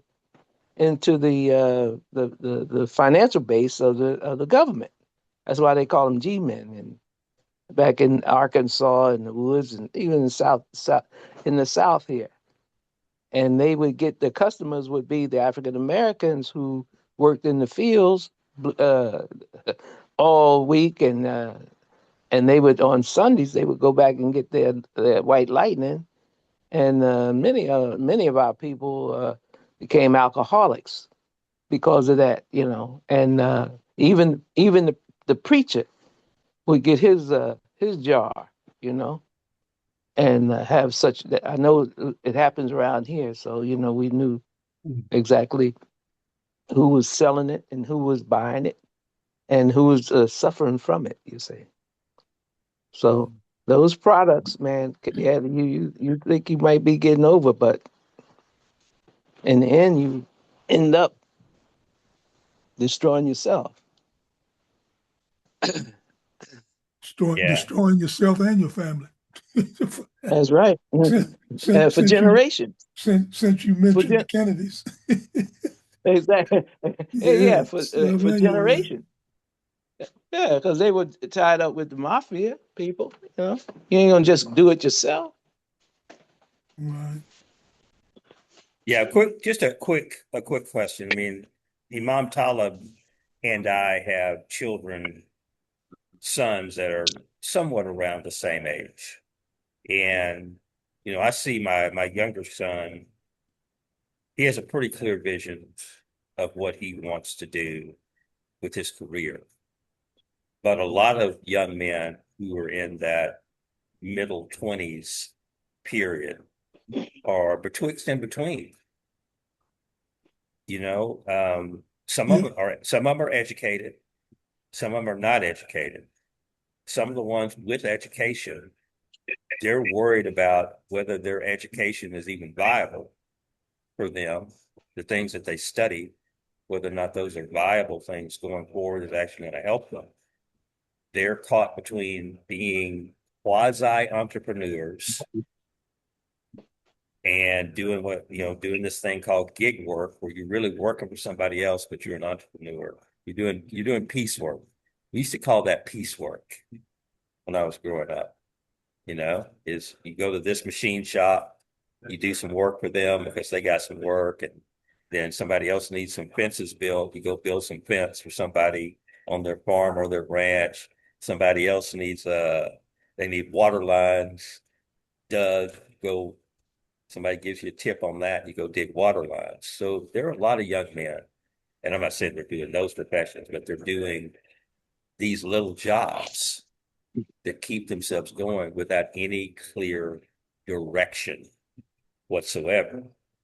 And Mom Tyler, when you were talking about the young people that are not going to school, that things that they could possibly learn on the street that might be of more benefit to them than what they're being taught in school. I worry about that just because of these two things. Number one, it's the discipline to stick with something when you start it and see it through, to pull out of it whatever benefit you get out of it. That's one thing. The other thing is critical thinking skills that you develop in navigating, whether you're a part of a corporation, you're part in a school system, you're part of a large community body that is trying to work together, whatever, of being able to navigate amongst personalities that are different, subjects that are different, and do that at as high a mental level as you possibly can. That the ability to do that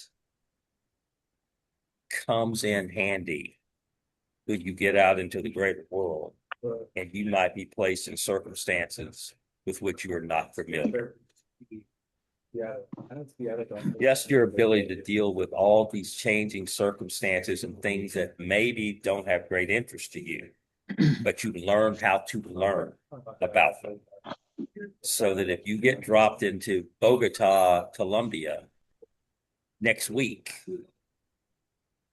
I always felt that if you drop me into Bogota within 3 days, I've got relationships, I've got a way to make money, I got a place to stay, and I have people that are going to look out for me in that community because I know how to maneuver amongst people in situations that might be foreign to me, unfamiliar to me, and maybe not that interesting to me.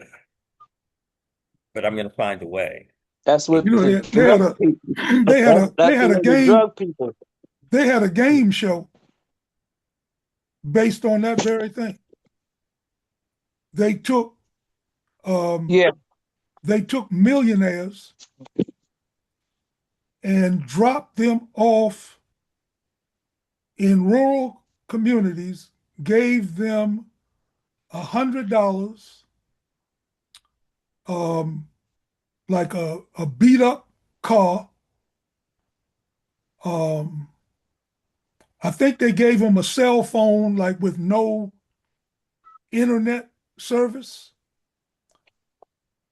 And they had 30 days to build a business that had the potential of turning a profit. The one person that I remember being on there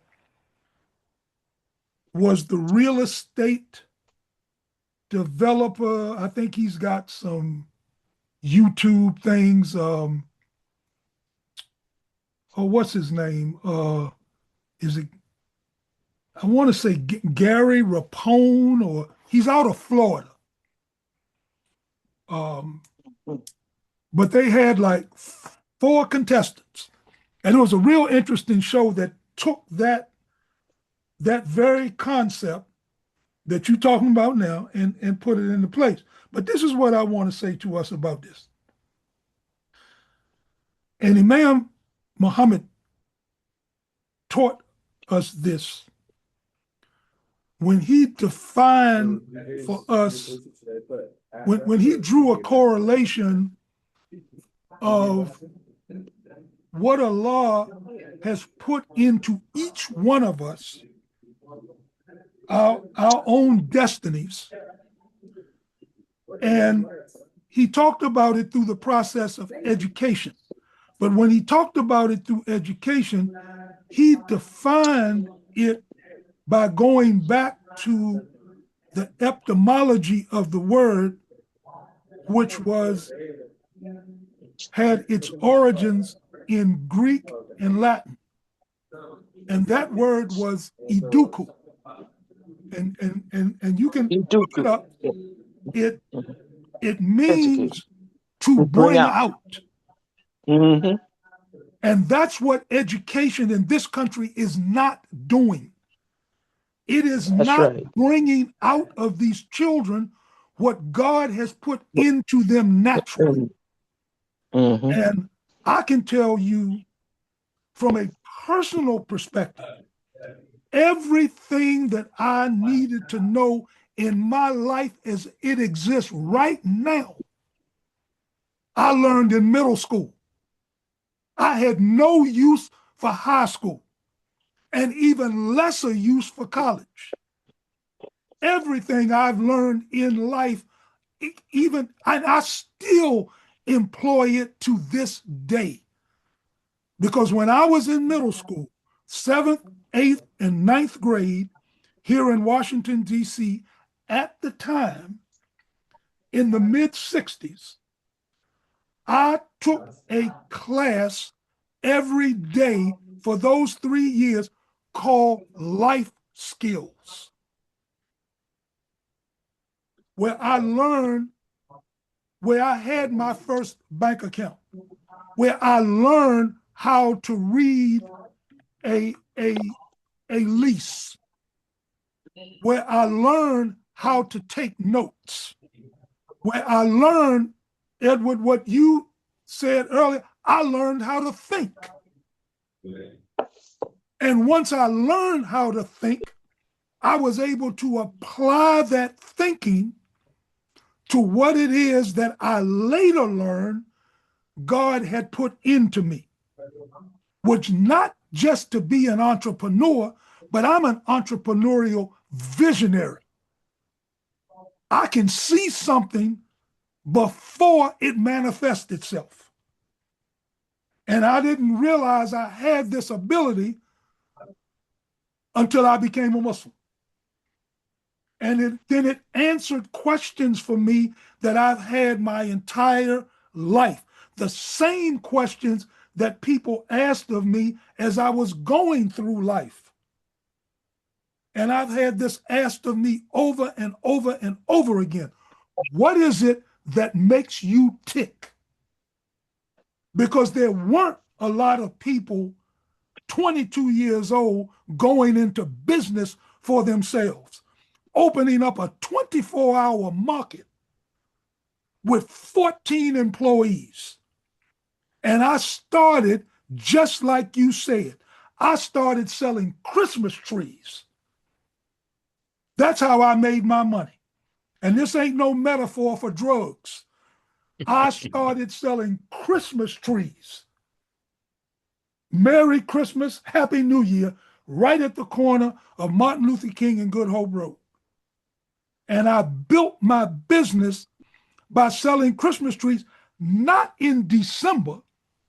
I started selling Christmas trees in November, before Thanksgiving. I had Christmas trees out on that corner. That's why you hear me talk about consistency, about being there, because every morning I woke up in November. I was down on that corner with my Christmas trees out front so that everybody could see. And when I was in a position and I was becoming despondent because I wasn't making no money, wasn't nobody buying Christmas trees, I went back to the guy that sold them to me, and he was ready to offer me an opportunity where I could start making money immediately. He sold me 10-pound boxes of mistletoe. And I took those boxes. I ended up selling 40 pounds of mistletoe for the weeks that I needed to do it before those Christmas trees started to take off. I spent $200 on Christmas trees and $40 on mistletoe. And at midnight, December 24th, 1974, I walked off that lot with $5,000 in my pocket. And I didn't go blow that money. I took that $5,000 and used it to continue building my store. But everything that I knew, everything that I learned, I got it from middle school. I didn't get it from high school. In fact, high school made it worse. Because it only, my instructors, that's my Dan calling me to prayer. My instructors would give me A's on my paper and then write little notes up at the top of it, see me after class. Or one paper said, did you write this? I got an A- on the paper, but they were questioning whether or not I wrote it. But what I realized was, what even my father realized was that there was something in me that God had already put there that gave me that ability, that gave me that skill. And my father realized it when I wrote a letter to a federal judge down in Richmond that got me out of jail. But he asked them, he asked me after I wrote the letter, he even asked me, did I write this? And I told him yes. And he told me I was missing my calling, because he's the one that had to take me to court down in Richmond, Virginia. Judge read it. I dodged 75 years and a $79,000 fine in Richmond, Virginia, because of some nonsense that I was doing as a youth. Even stretched it into my young adulthood. So yeah, I mean, I spent some time out there just like a lot of these youngins, but what I know they're missing in their life is the things that I was given the opportunity to bring out in myself, because I was given the opportunity through this life. That was the name of the class. It was called Life Skills. We even had home economics. You know, that I even to this day, I know how to sew a button on a shirt. If I get a hole in a favorite pair of socks I got, I know how to take a needle and thread and close that hole up. And you'll never see it again. They taught me that. They taught me how to iron clothes. I mean, I'm telling you, what is missing right now in today's education are those things that Allah has already put in us. There's just no one there bringing it out. They're teaching these children they recognize success as you being able to pass a test, but they haven't been challenged. They got the intellect. Allah has given us all intelligence. That intelligence just hasn't been challenged, and it's not challenged in school. And I know it. I know it because my son was homeschooled. And I give credit to Allah, and I give credit to my wife. She raised that boy to be a thinker. The boy goes out and he learns not only how to speak fluent Spanish, but he reads it and writes it. And the gift that I'm going to give him as his Eid gift, I'm going to get him a Holy Quran that's translated in the Spanish language, because I know he can read it. So these skills that we gave him, when his mother had him write a book report, it wasn't a book report on the great classic novels, from some Europeans. She challenged him to write a book report on what he wanted to write it on. But he had to do the research. So he wrote his paper, his book report. I think he was 9 years old. He wrote his book report on Mercedes-Benz, an 8-page book report on Mercedes-Benz.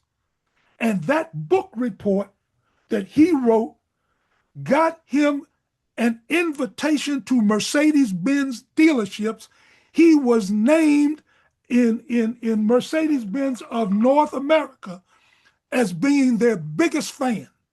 And from there, he got invitations to various Mercedes dealerships. They had him to lunch down in Annapolis where he showed some of the salespeople stuff about the car that they didn't even know. He programmed some of our customers' Benz's navigation systems to respond to their voices. He was doing this 8, 9, 10 years old because he was homeschooled. He wasn't confined to this prison of education that they've got out here. And I'm telling you, if we could do that for him, we could do it for thousands of others. But this education in this country is a racket. And I know it's a racket. I can prove it's a racket. We spent $65,000 on his education where he majored in global policy and business. And he is literally working in the very field that he went to school for. In fact, this boy was so brilliant, they fought over him in where he's working right now because the national group wanted him, but so did the international group. They hired him, but he had to wait 2 weeks so that they could work out who was going to take him. And the international folk got him because he did have this Spanish language. Now, the boy not only speaks Spanish, he speaks some Portuguese as well because his job sent him to Brazil. And he's 25 years old. He's closer to 25 than he is to 26. And I guess as you can tell, I am proud of him.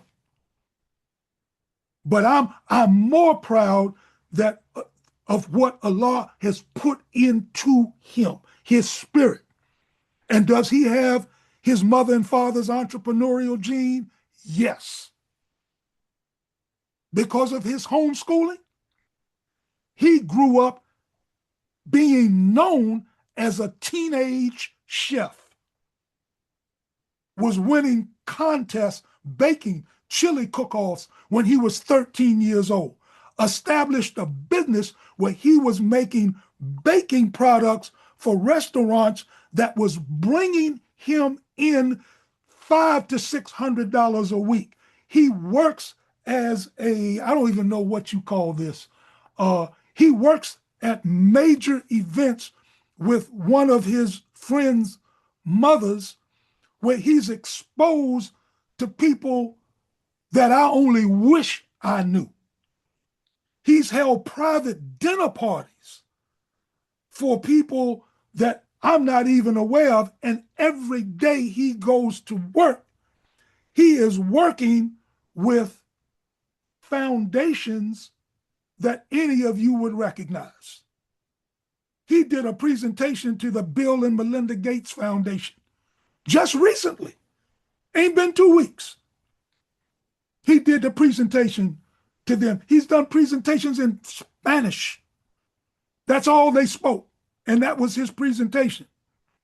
But all of this came because he wasn't locked into this present educational system, which as far as I'm concerned is a failure.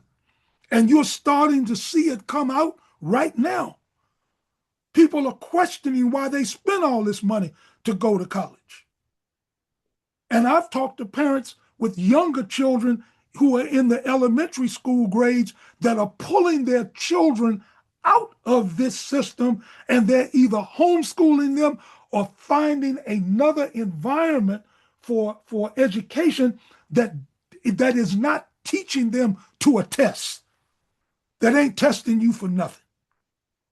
So, I mean, I can be real passionate about this because it's personal and it's extended itself. But I thank God for Imam W.D. Muhammad for exposing all this to us, not just to me, but to us.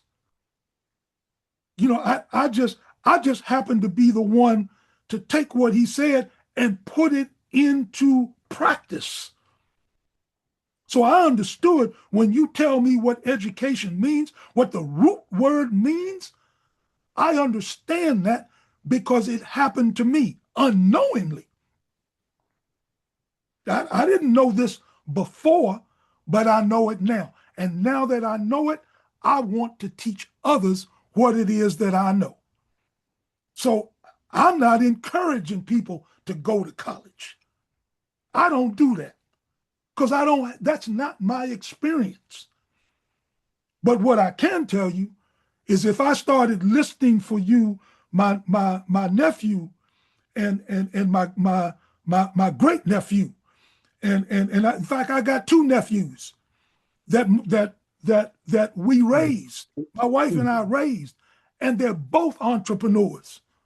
And I ain't talking about no poop butt entrepreneurs. I got one nephew that owns so much property, I had to get on him because he don't know all it is he owns.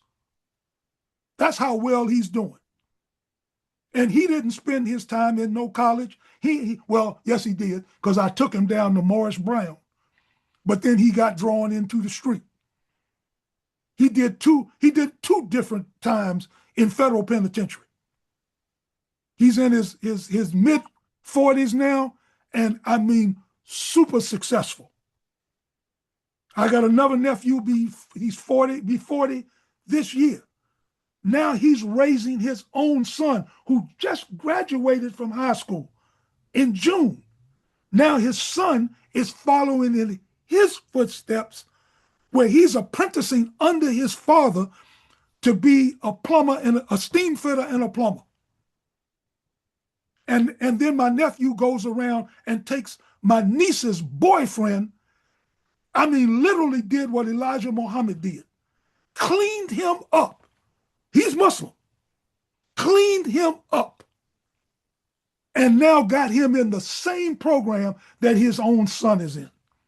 I'm telling you, there is a path forward for people that don't have to follow the traditional forms of education that will put them on the path to entrepreneurship. And once you get on the path to entrepreneurship, you are on a path to freedom. You are free. I am free, black, and over 21.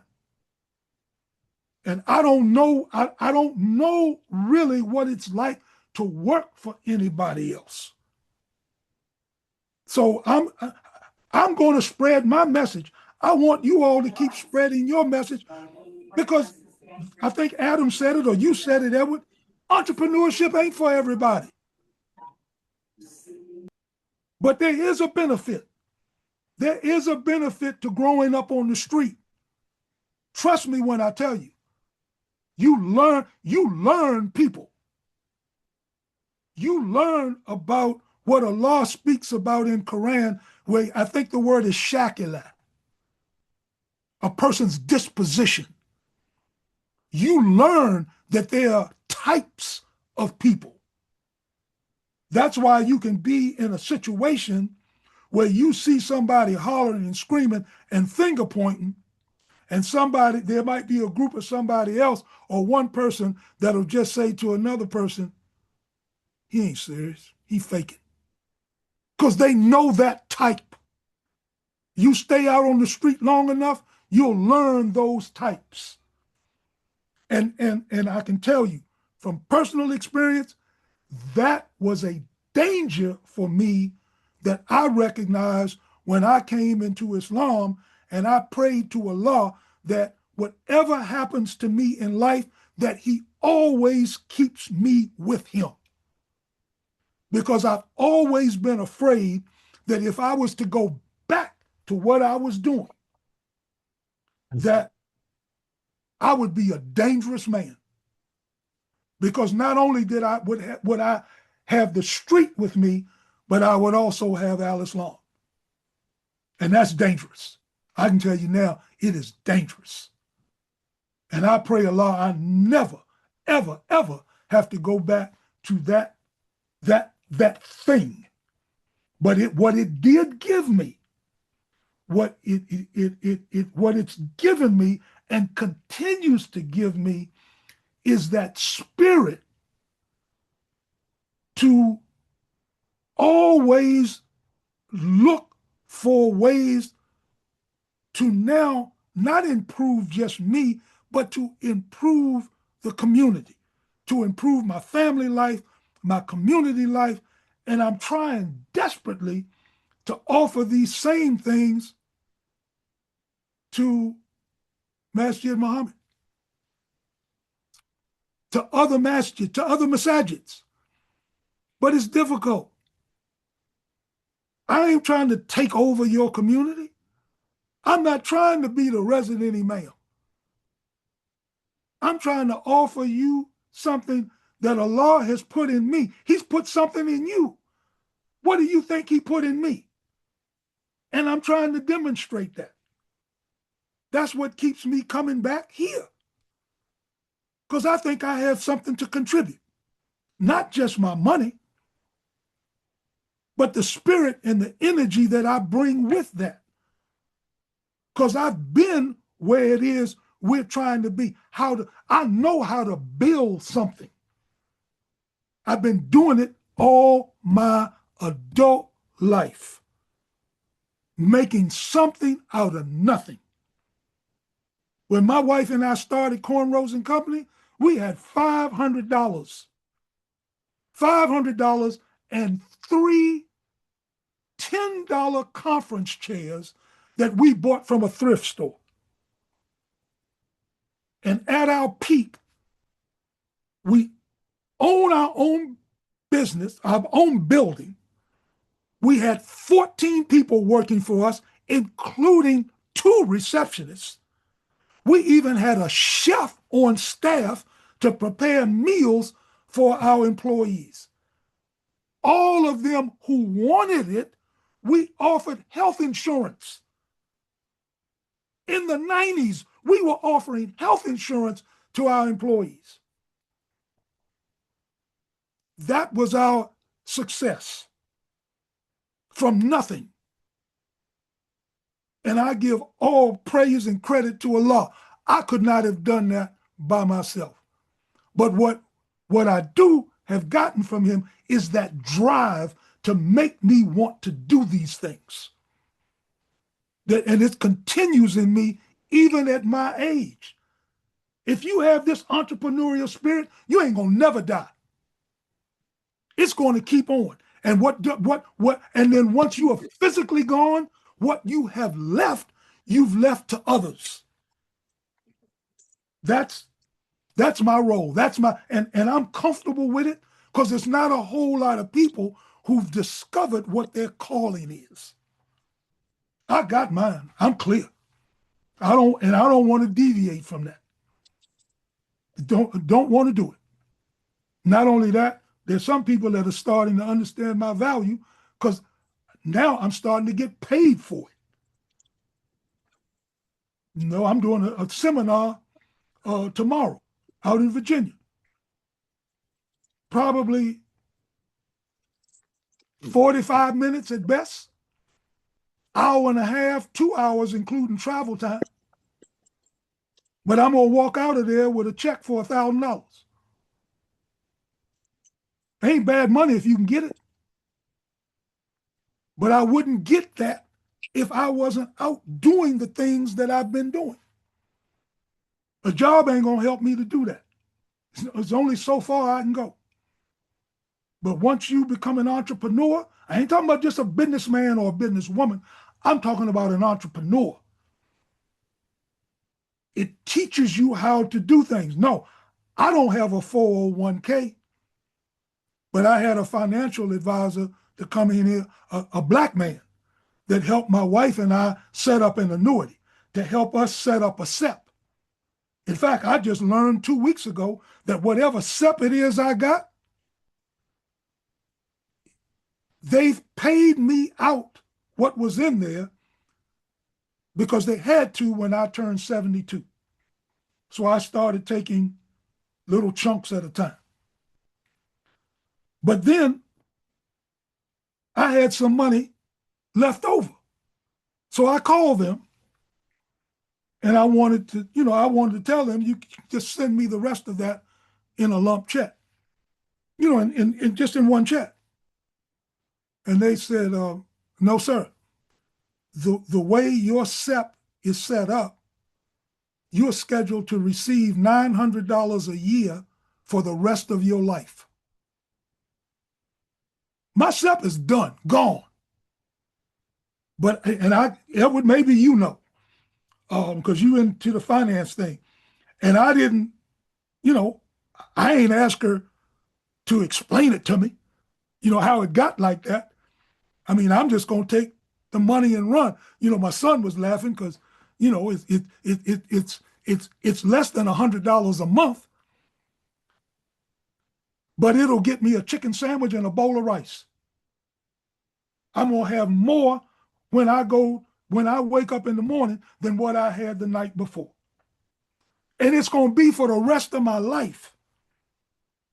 So I'm happy with that. My annuity, it's going to take care of my family. It's going to pay the bills. My cemetery plots and my janaza and all paid for. So no, I don't have a 401k, but I got all the trappings. I got all the things that a 401k is supposed to bring you. And I'm still, this spirit in me, I'm still looking to expand my own mind, my own existence. I mean, I'm looking. I don't know if it's going to happen in my lifetime. I know if I leave before my wife, I know where she's going to be because she's moving to Spain, and I'm going to try to help her get there because I wouldn't mind spending 3, 4, 5, 6 months living on the island of Menorca and coming home for a few months. But that, I'm telling you, it is a formula that we can plant into the minds of these young people that will help them navigate life in accordance with what Allah has put in them. I see that as a greater opportunity, not only for them, but also for us to lead them down a different path than what is considered to be traditional here. You know, and throw the health piece in there right along with it. Because ain't no sense in you enjoying no success if you're going to be sick with all kinds of diseases. You know, so anyway, you all can bear witness that I did not make Zohar on time. So I would like the opportunity to be able to excuse myself from the rest of you here, because look like I caused some of them to leave. No, I think it's getting time for Salat for some people Yeah, well, and getting it's close for passed for others. me. So why don't you give us the blessing of closing us out, and we will all go prepare for Salat. أعوذ بالله من الشيطان الرجيم بسم الله الرحمن الرحيم ربنا حسنة في الآخرة حسنة وقنا عذاب النار الحمد لله رب العالمين. Oh Allah, give us good in this world, good in the after, and defend us from the torment of the fire. Alhamdulillah. All right. Assalamu I guess alaikum, everyone. Same bat time, same bat station. We'll be looking forward to it. Alhamdulillah. All right, y'all. Ameen. And Ramadan Mubarak. Ramadan Mubarak. Mubarak.